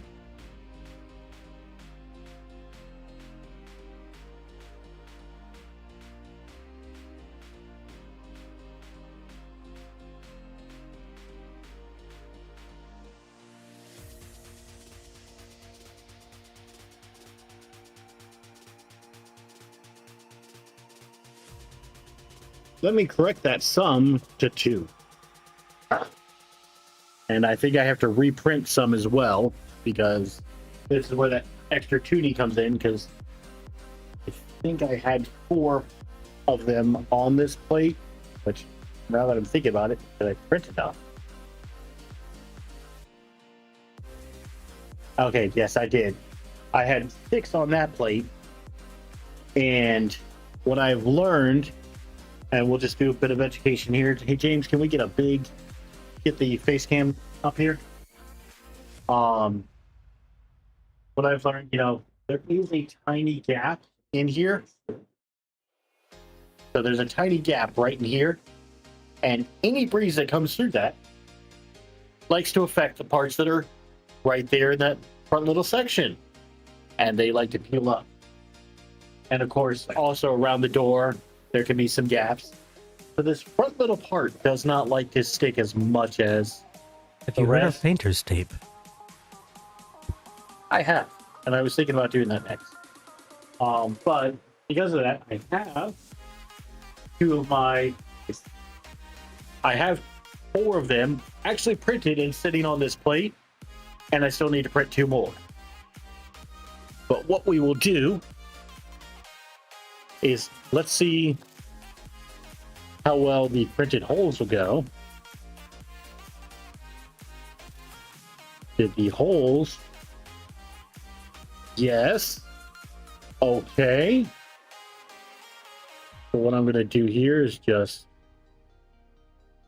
Is this a 1.5 as well? No, that is going to be a 2.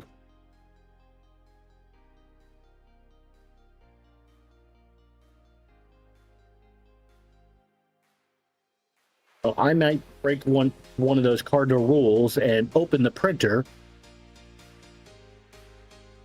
as it's printing to grab at least 2 more of these little rail stops, because worst case scenario for now, no, because I need to preload. Let me see how these fit in the extrusions, how loose they are. Okay, worst case scenario, I can preload the nuts for the top one and get those on after stream once those all finish, because if I can get the bottom one in, that'll at least make it so that if I take the stoppers out, gravity won't take it off the bottom. Of course, I can also leave the stoppers in for now.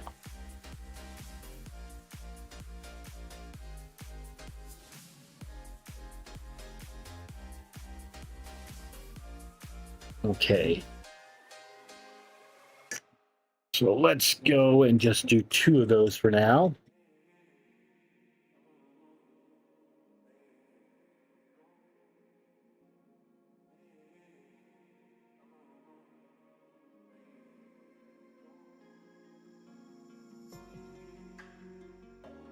And then we're going to get this on here and get it nice and flat.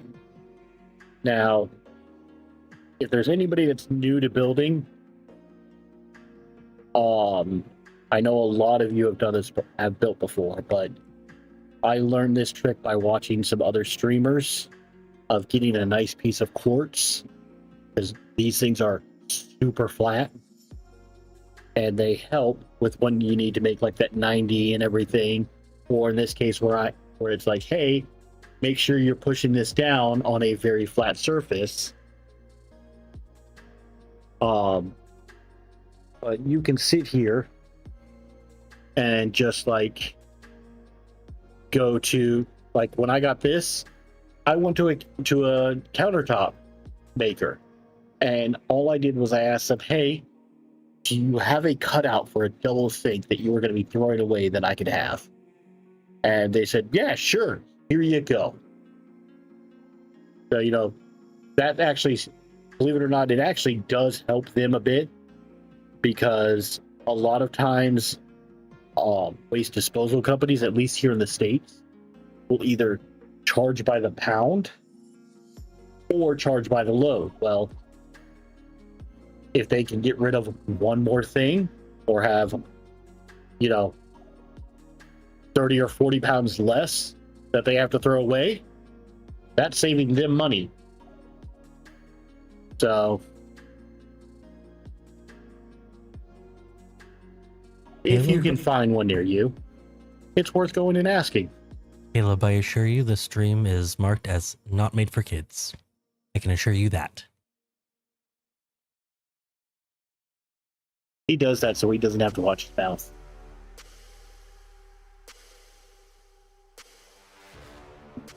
I mean, without a mirror, that would be a very difficult thing to do.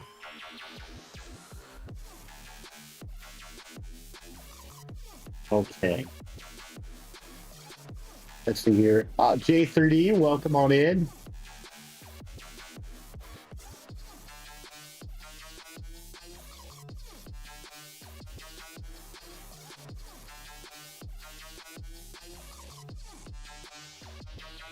Yeah, Caleb, you know, when Caleb was out there helping me tune mine, and like he said, I started tuning mine, and he heard some of the results I was getting, and I need to tune mine now. Caleb, actually, we were talking before stream, and if you're willing to send a picture of that thing that you were talking about in my Discord and let me show it on stream, I will show it off for you, because that is actually quite impressive with what you accomplished.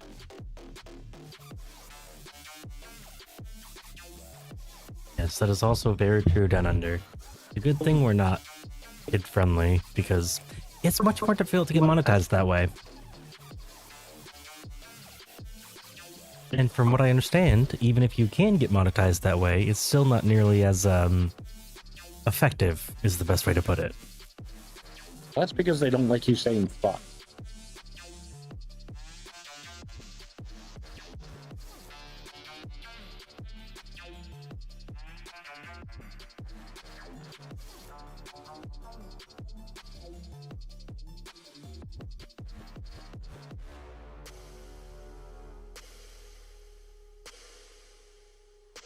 Yeah, Caleb, if you can get a picture of that and you can put it in my Discord, if you want to, no forcing. I will show it on stream, because yeah, that was a very good big accomplishment that you had on that thing. Okay, that is 2 rails on.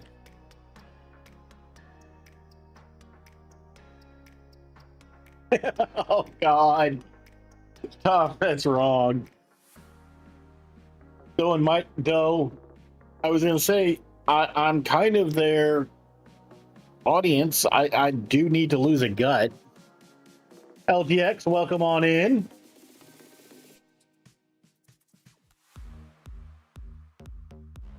Okay, so let me get this next one started here, and then we'll put this on the bottom side, and then I'm going to perform the cardinal sin and open those doors on that printer back there while it's still actively printing and pop off. Or let me rephrase that. I'm going to try to pop off 2 of these because I've noticed that sometimes parts just, hey, I'll come off no problem. Other times, unless I let them cool, they are not coming off. But when they do cool, they just peel right off. They pop off on their own. It's like, hey, this is cool. Okay, so that's 2. Grab another one.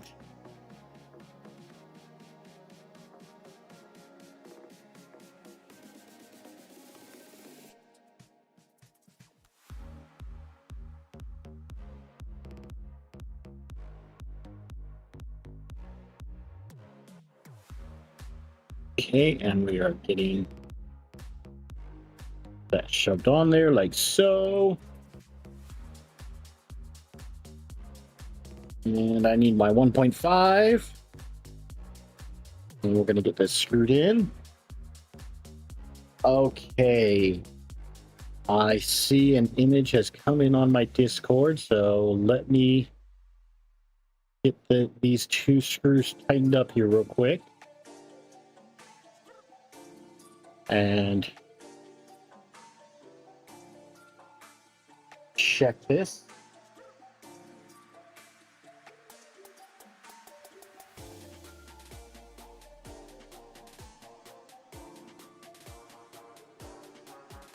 Okay.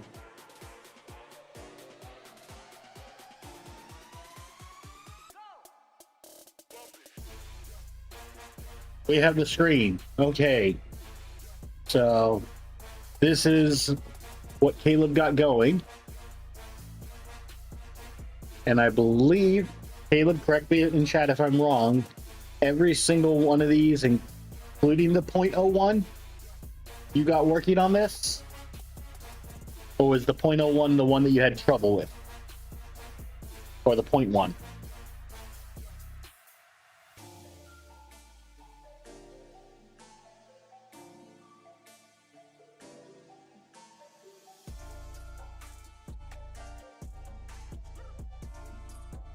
Okay, so everything but the 0.1 worked for him.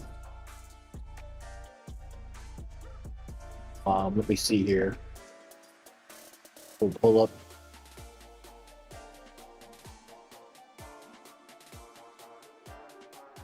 We'll pull up the next one. You know, pretty good overhangs.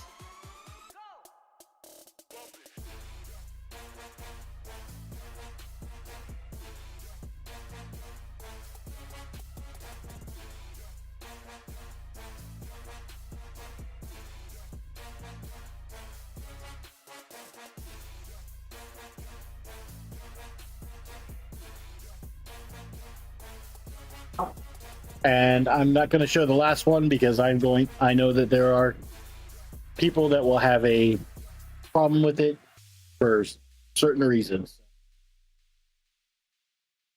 I am being respectful to certain audience members. Okay, so give me a second here real quick while I try to get 2 of these off. Here's one.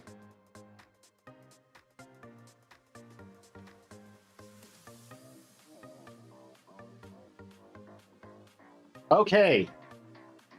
We have 2 of these, so we'll at least put them on the bottom, and I have to preload that other one. That way, once I get the others printed, that's in there. And I will preload the top on this one as well.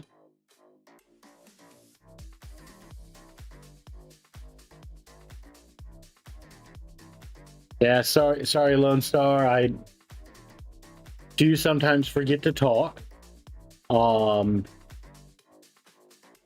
That is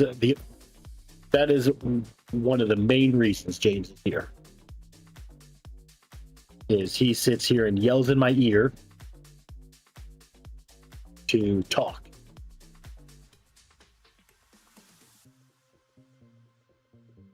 But he's also I'm here. gonna have to get a foam blaster. He's also here because he's going to be doing the video editing. I know he's working on getting a video together of the Prusa build.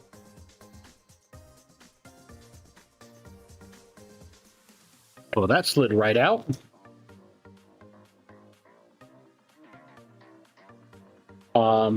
Any update on that, James? I mean, kind of. I have more time now, as work and stuff has calmed down a bit. So, hopefully soon. Yeah. So for those of you that weren't here for my streams of building the Prusa behind me, and don't feel like sitting through what was that, 7 streams? 7 streams of me building and randomly rambling. James will have a cut down video coming out at some point.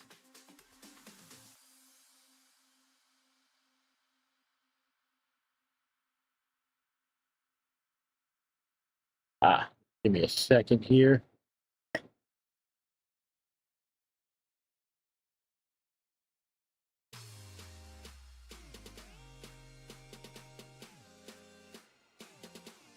Okay, there we go. We got table the last one. So, you know, not bad at all for a torture toaster. All the way down to 0.1. Bergman, you know, with the James cut, there's going to be a lot of stuff cut out. I ramble and say weird things. You're not kidding.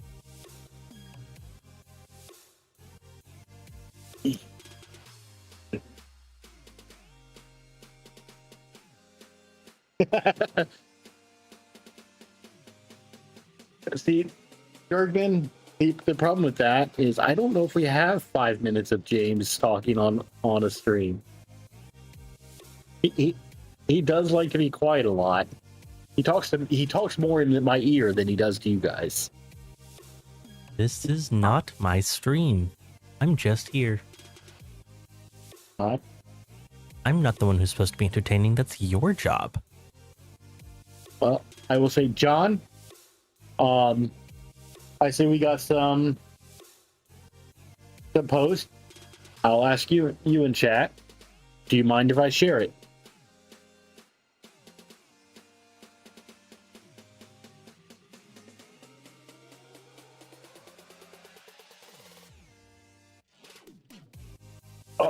I'll grab my drink.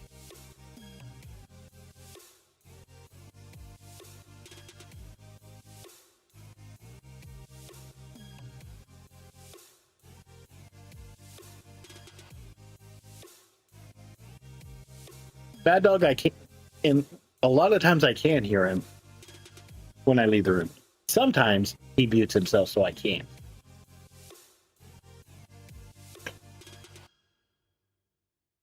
Okay. So that is 4 rails there. And bear with me real quick. I am okay. I've got a go ahead from John. So we're going to share a few photos from him. Here's John's torture toaster. Am I going to have to make a torture toaster channel in my Discord?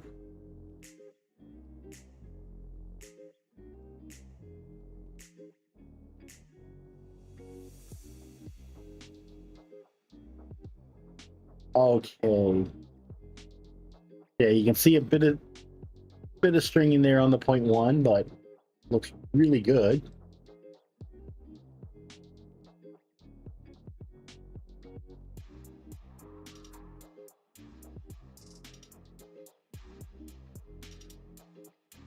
Caleb, I will print one as soon as I finish A, printing the rest of the parts out for this, and B, my partner made me happy because for the longest time I could not get them interested in 3D printing. And all of a sudden the other day, they sat here and said, how big can you print something? And I go, about this big. And they go, can you take a model and blow it up so I can make a trash can? I go, yeah. Once I finish building it. And they go, cool. And they sat down with me and ordered filament. And I was just like, this is amazing. So I've got to print that next. And they've already found 2 more models for me to print out.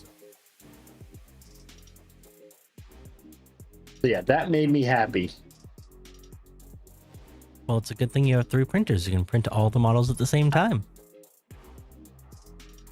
And so let's go here. And there's the last one from John Doe. Yeah, that's pretty clean.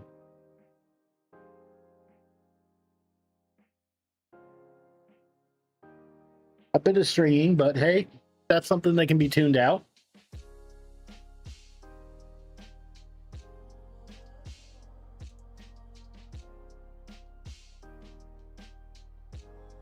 So believe it or not, we are Caleb, we're making a dinosaur trash can.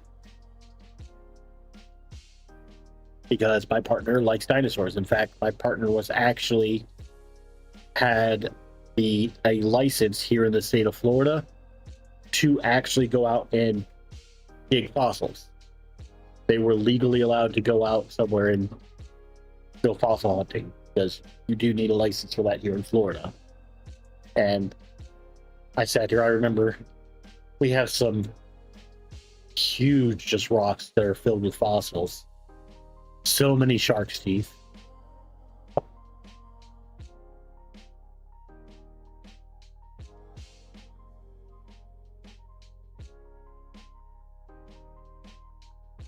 All right.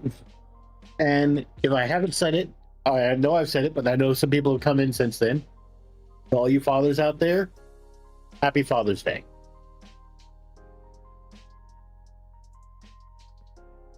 Okay, so let's get these images closed out and back to the build here. So I need to preload one more of these hex nuts in here.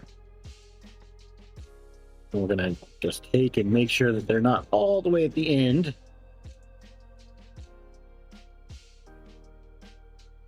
Okay.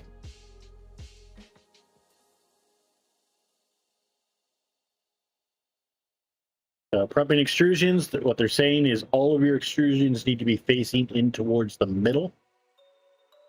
So your back extrusion should be facing your front extrusion. And now it's explaining what blind joints are and then what the preload nuts are and how to look at them. So for those that don't know what a blind joint is, it's at the end of these extrusions on some of them, they are actually threaded. So you thread in a screw, typically a button head cap screw, and then you feed it into the extrusion joint and then tighten it up, and that holds them together and holds them nice and tight. With these there are 2 different style of no drop nut holders. There is the one that they mention here in the manual, which is Zephryhills. Now, with his, he has the little guides that line up with the extrusions and everything. But if you go through and look at the GitHub for the the Micron, the printer for ants, that's what I was going for. They recommend 2 different styles because when you use the Zephryhills model, when you get a piece like our power inlet that has the alignment notches on it, if there is a drop nut near it, Zephryhills sometimes do not fit, especially on the, they said on the AB motors. So you just have to feed a nut in there and say, hopefully this works. Whereas the other style, which, let me get the actual name.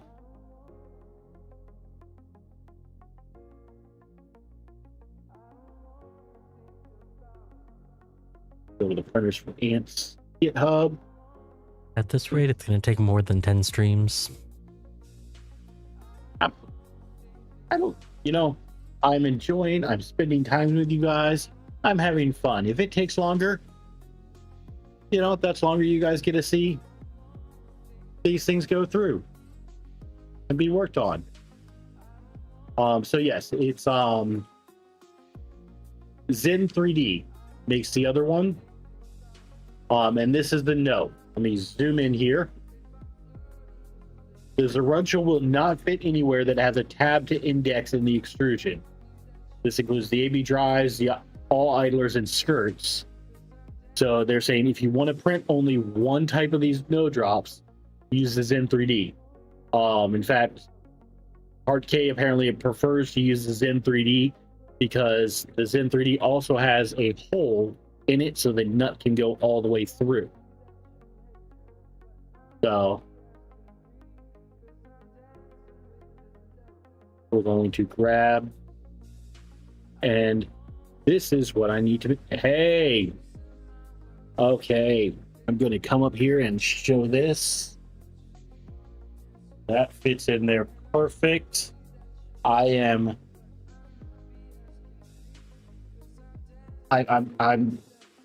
humble bragging. There's been some pretty nice tuning. I did not do it on my own though. I had help, and I am thankful for all the help you guys have given me doing this.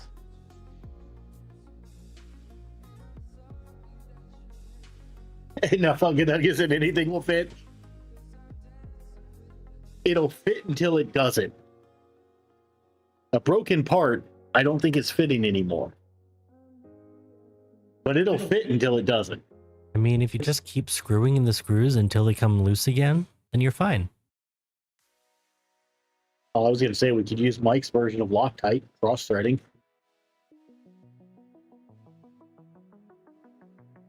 Well, that's a problem.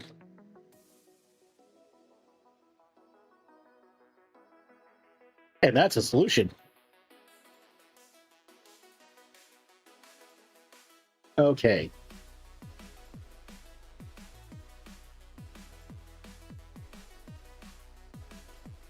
So I was smart and put all my node drops in here. In fact, since I don't need these things, we're going to get rid of them. So the only thing in this little bin are the node drops.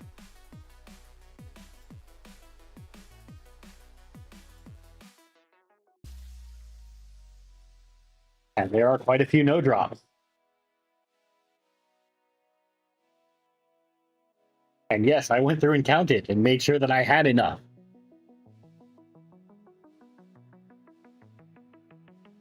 After you made sure you had enough, did you print another 10 just in case? No. Ah. Okay, so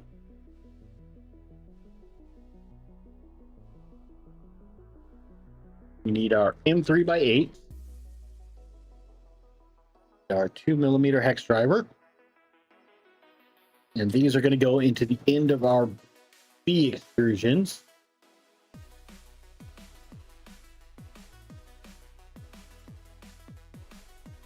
They should be going into our Bs.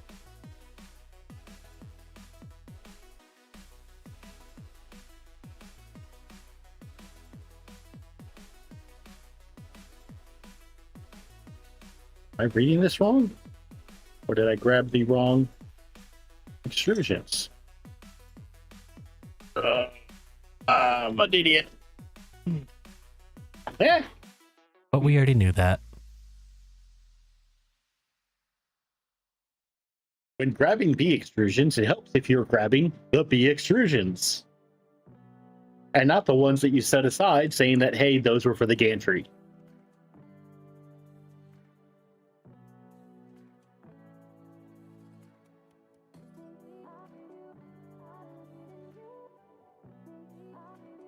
That's more like it. Now it's actually threading in. Okay, so we're thread into one bee extrusion.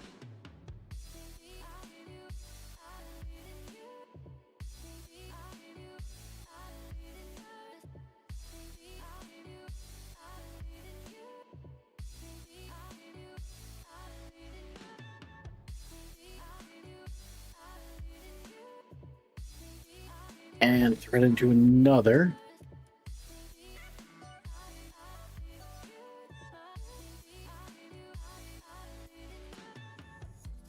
Let's see here. There's one thing I want to make sure of.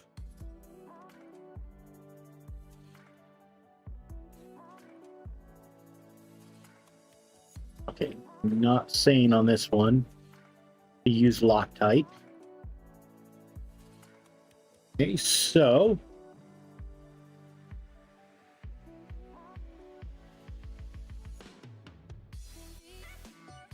we are going to do is we have our nice flat surface here, but I need to go into here, and you know,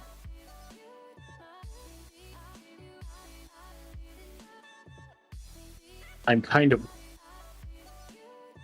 wondering, you know, we're building a small printer.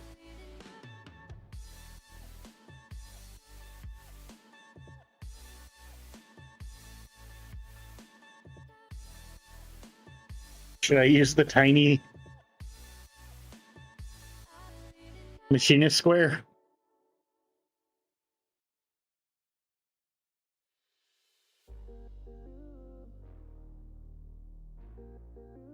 But I just remembered something that we can do. We're going to take one of our extrusions as well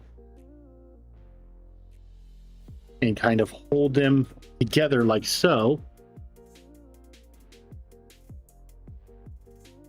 And that will actually give us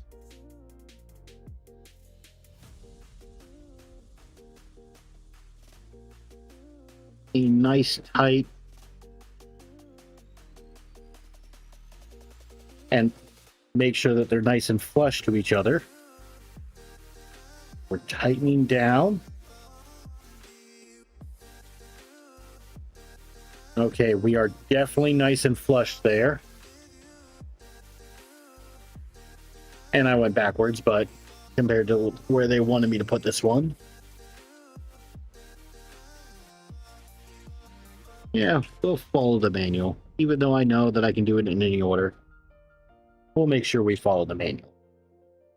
So we're just going to rotate that around by 180 degrees.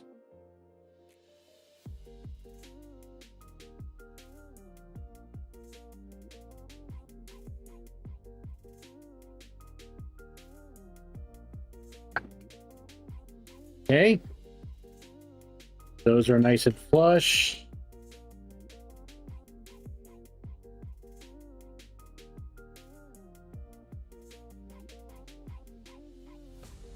That way is not. So we're going to loosen this up.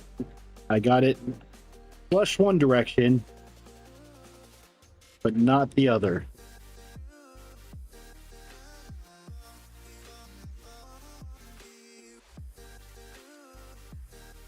Still good there. There we go. Now I'm not feeling that little bump as I go across. Okay, so next they want us to do this one.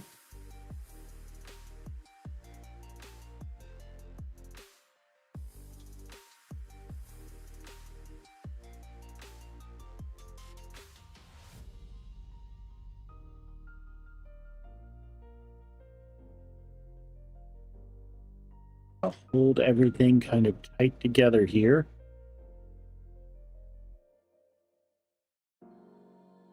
As we tighten up, it will pull it together a bit. We're just making sure that I'm kind of pushing down. I'm pushing down this way as I'm pulling both the upright and this bottom extrusion up against the other extrusion. Check. We're nice and flush there. And nice and flush there. So there's our first corner. All done.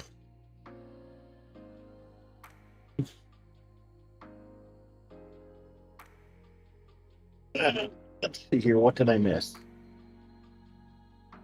Bergman, Florida was underwater at one point. It was part of a sea. And so you can actually find megalodon teeth and stuff like that. We also had giant sloth and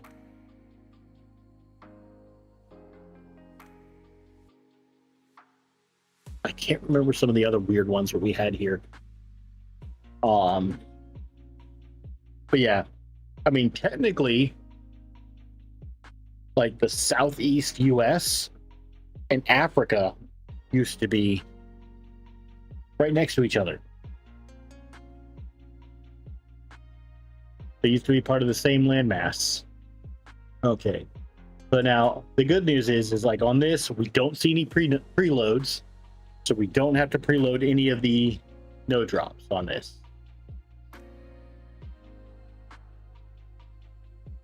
Okay.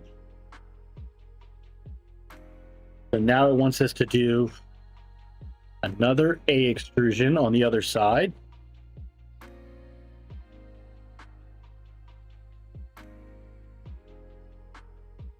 Just thread in.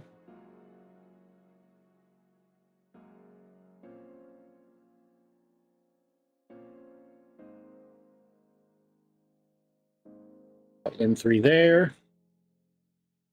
And then this is where it was telling you to make sure that you're doing it in the proper direction. These are both going to be facing the same way.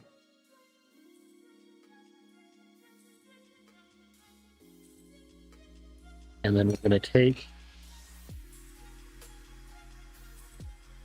our extrusions, hold them together.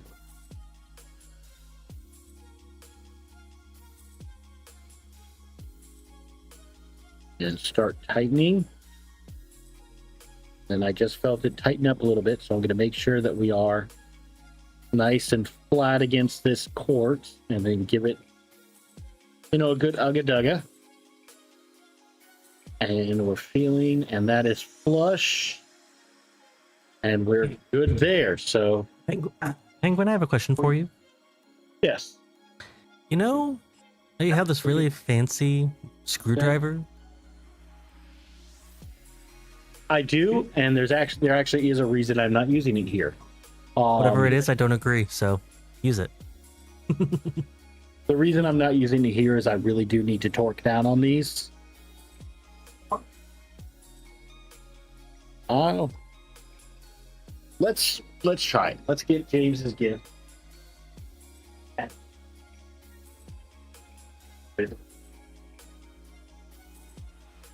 Okay. So we have a little screwdriver here. And I do not know if I have 2mm hex with this kit. If not, I've got, like James or I don't know if you guys heard that, but James did say I have a knife fix, but this actually has a 2mm.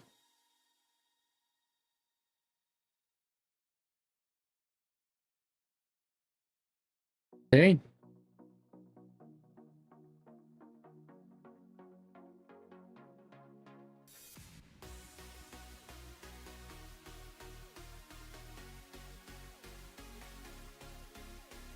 Okay, we're going to go on the lowest setting. That way I can get the highest torque. Because lower speed equals higher torque.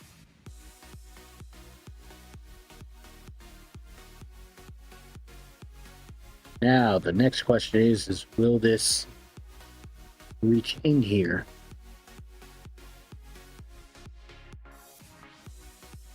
It feels like it is. Nope, it is. I tried. Hey, it got a bit of the way, and then it just started skipping. But we are torqued down there, and that is smooth there. Smooth there. There we go. So that is those two corners done.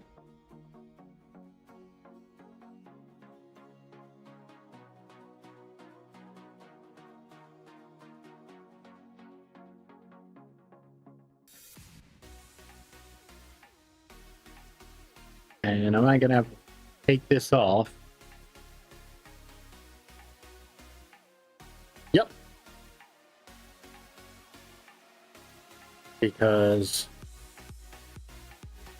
we do need to preload some nuts here. And unfortunately, instead of showing it on the big picture, they showed it to us later. Okay, so I need to preload 4 of these on the top. So that's 1 and 4 on the bottom.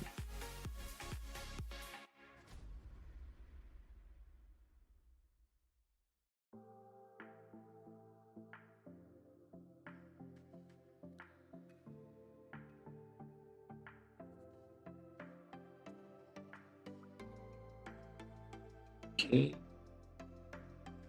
Yep, I'm going to need to print another one of those because apparently I had a bit of elephant's foot on that one and it didn't quite like it.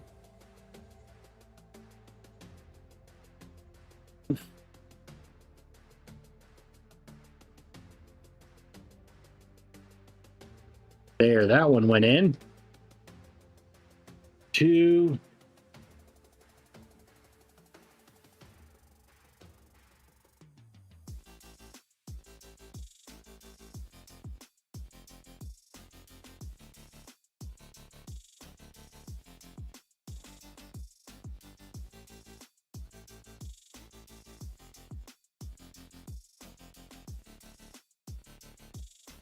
Let's see. Nope. So I do still have a bit more tuning to do on this printer.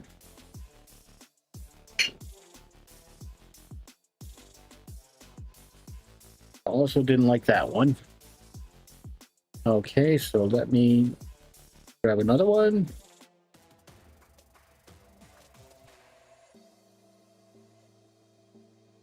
So it looks like I've got good dimensions one way, but not another.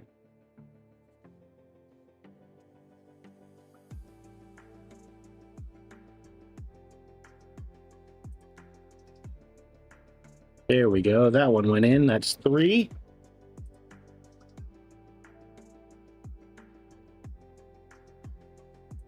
Oh, it's like Steve and won't hold a charge. Well, I have not charged this thing yet, so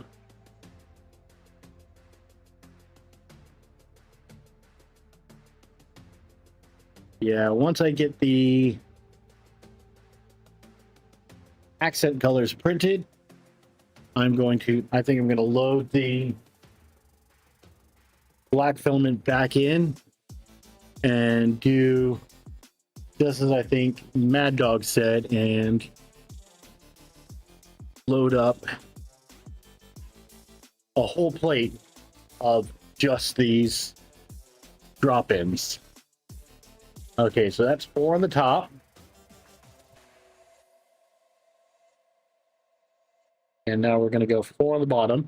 Now, the 2 inside we are not going to need to do because we are not using the Raspberry Pi mount. Because since we have the Leviathan, the Raspberry Pi actually mounts to the Leviathan.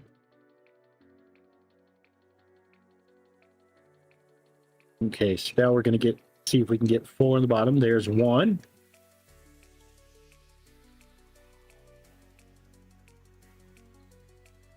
I mean, I think Steve mostly just forgets a lot of times that he has the electrical ones because, sometimes it's easier just to grab the manual and go with it. And Steve's been doing this so long with his RC cars and everything. I think he just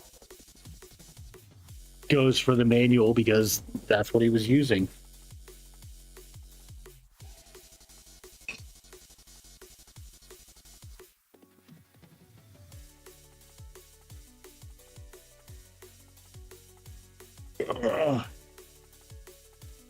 It was funny how some of these have some of these, the elephant's foot on them is like, what the heck? And others of these, it's like, yeah, I'll go, no problem.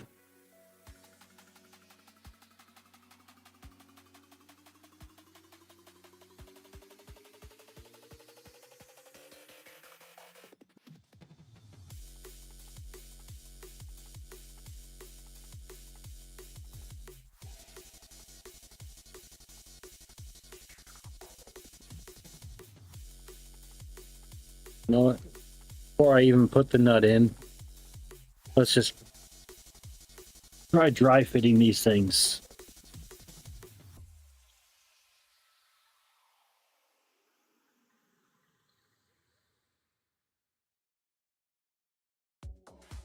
There we go. There's a good one.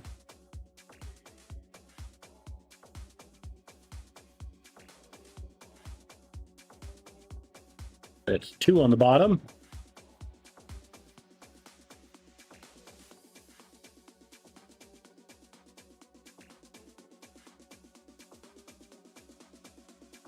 And I found another good one.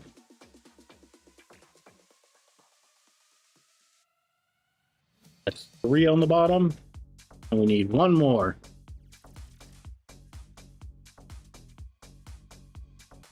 Okay, don't put that in yet. Make sure it fits first. And that one does not. This is why I asked if you printed an extra 10. Oh, we're going to be printing a whole plate worth. I'm just going to sit here and load up the plate and say, go. It's okay. I know you never listen to me. I listen to you all the time. You're right in my head.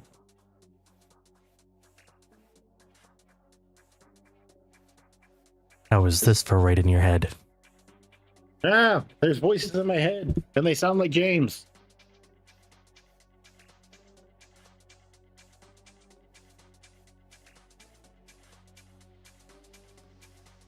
All right.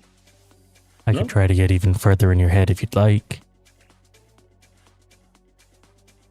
Okay, I think I found our final one.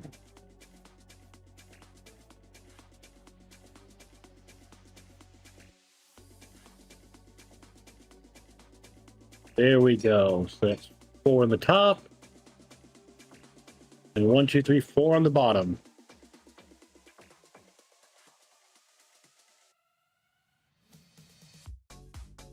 Okay. Well, let's do this again.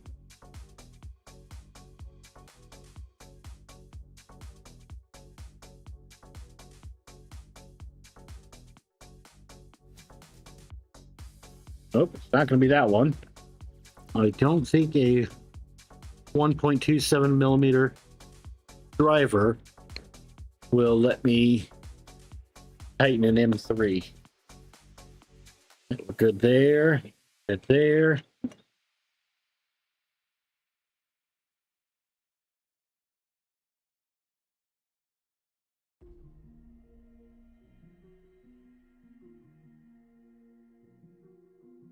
Okay, and just trying to get this lined up with the hex. There we go.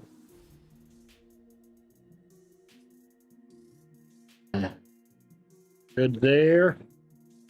Okay.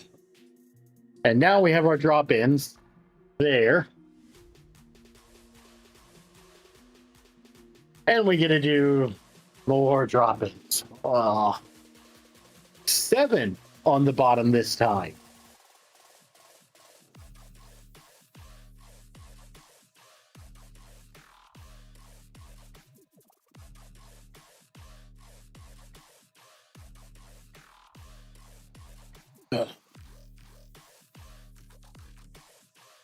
Let's see. So I don't need the 3 outside.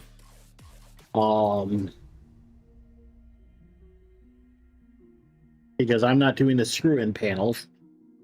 I am actually doing the turnstile panels like I did on the Voron.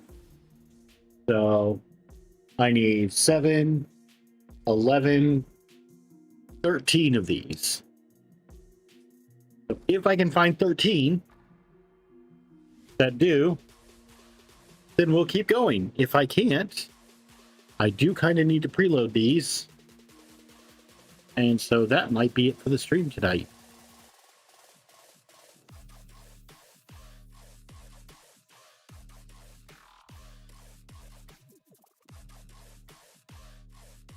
And this was one of those things I warned people about at the beginning of the stream where, you know, I might find a part that I need that's not printed, or in this case, it's printed, but it didn't print quite right.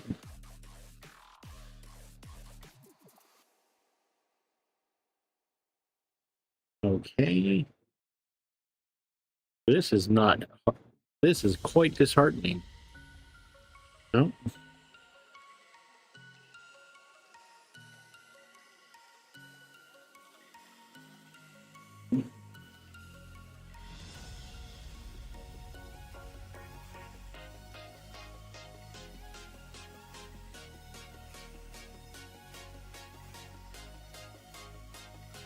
Ah.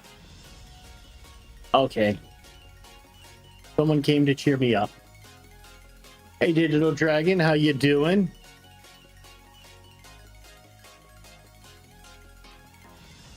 Yeah, that's my shirt.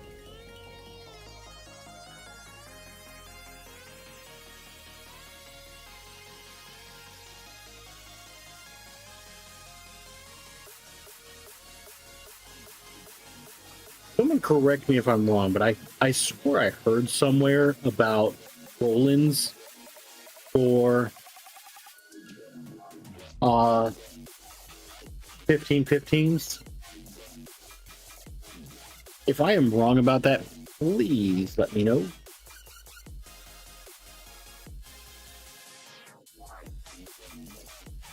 I heard that they're expensive, but I heard they make them.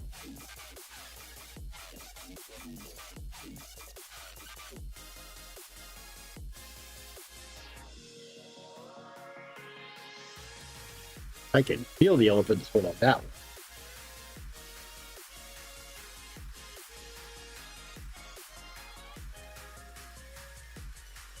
And these preloads might be the end of our stream as I go and have to print out a whole ton of them because my first layer on some of these decided to squish more than I want.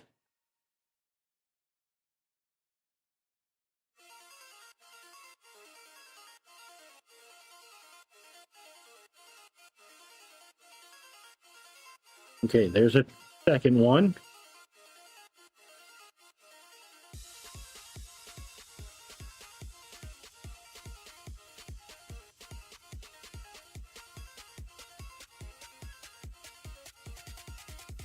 Bad Dog. I wish I could sit here and be like, nah, but at the rate that I'm going through these drop-ins, it very well may be that way. Okay. We have 3.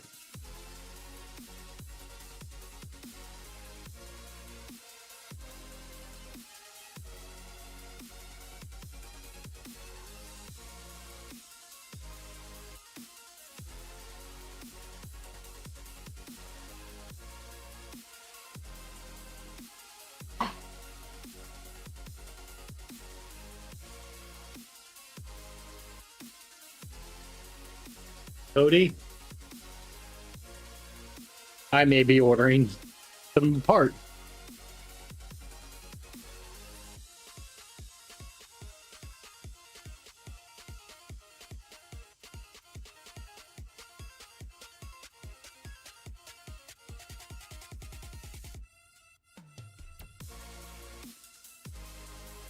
Because having roll-ins or drop-ins are pre-done may just be a lifesaver.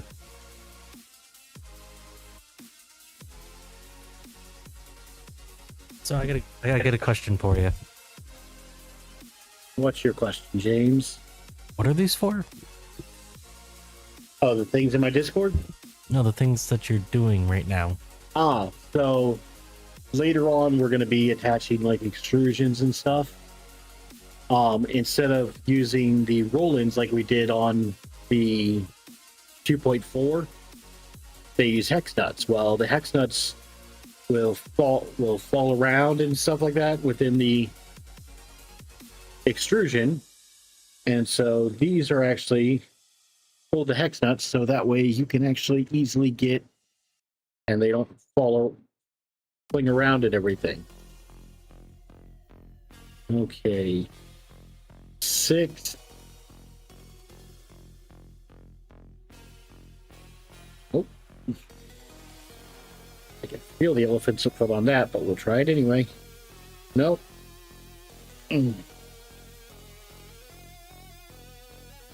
Nope. Tiny little pains in my butt. That's what these are.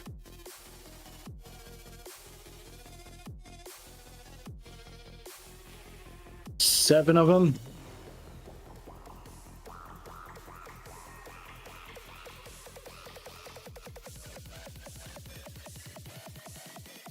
That is 8.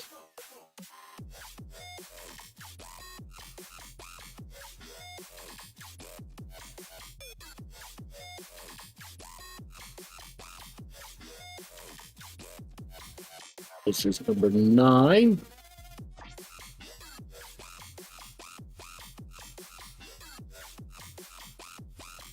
$13.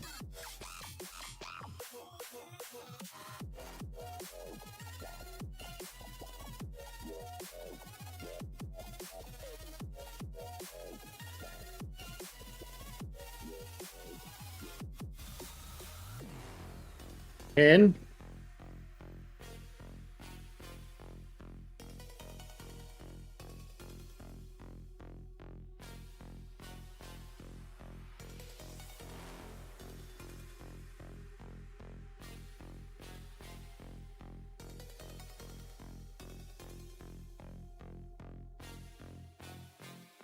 $11.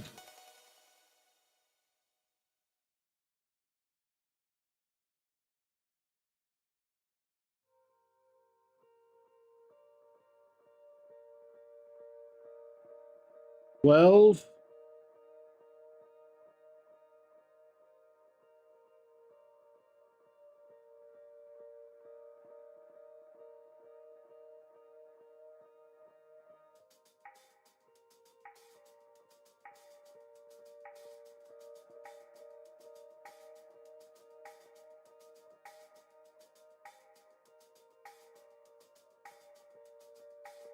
And I think,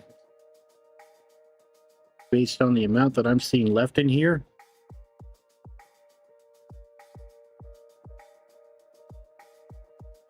I don't think I'm going to have enough to finish the frame. Let's go through and count here real quick.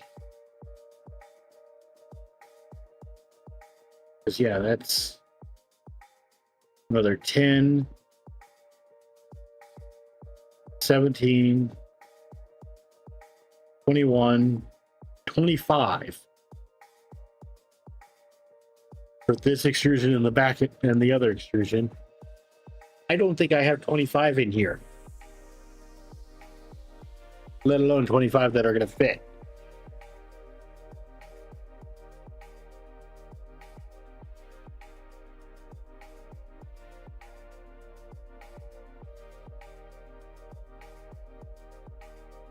John, I can count much higher. I'm not wearing shoes right now. I can go to 20.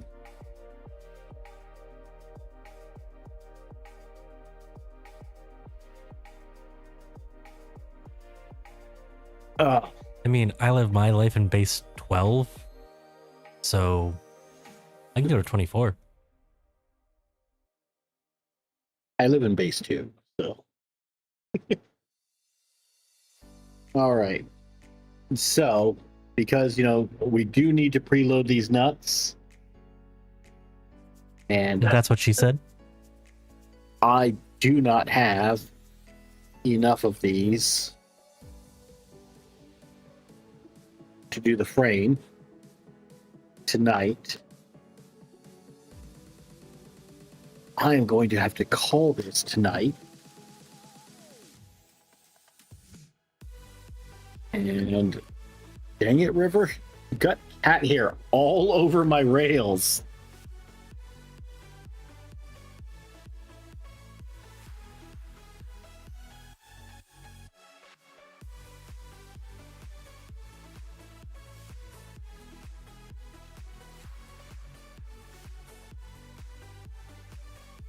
No, I'm not Florida man enough to have lost a limb.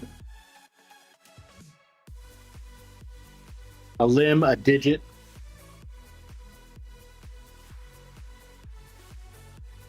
I sat here and still have all of mine.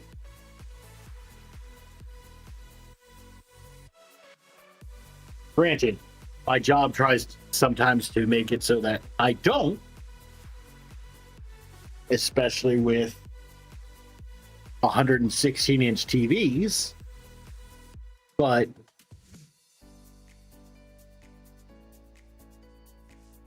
I still have them all.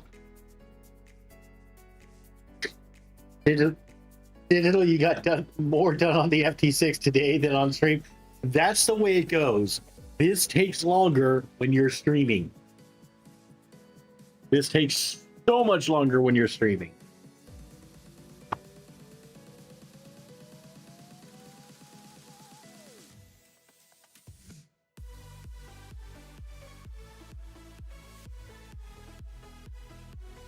Mad Dog, I will try to do the light sand thing.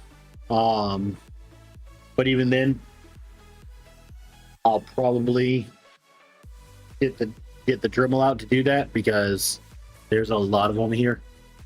And I don't want to get sandpaper out to do all of these. Hello, Projects. How you doing? You're coming in at the perfect amount of time. Because we are just about to call it for tonight because most of the drop-ins that I printed don't fit the extrusions. But I may sit here and just save myself the headache overall. And James, if you can show the screen real quick. And just buy the roll-ins. Except I can't. Because they're out of stock.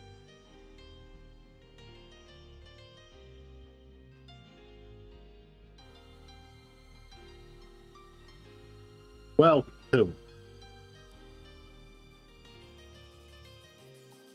Maybe I'll check some other stores to see if they have them. But metal roll-ins for A, avoiding using hex nuts, and B, to keep my sanity in place, I'll take that. Looks like West 3D has them in stock. All right. So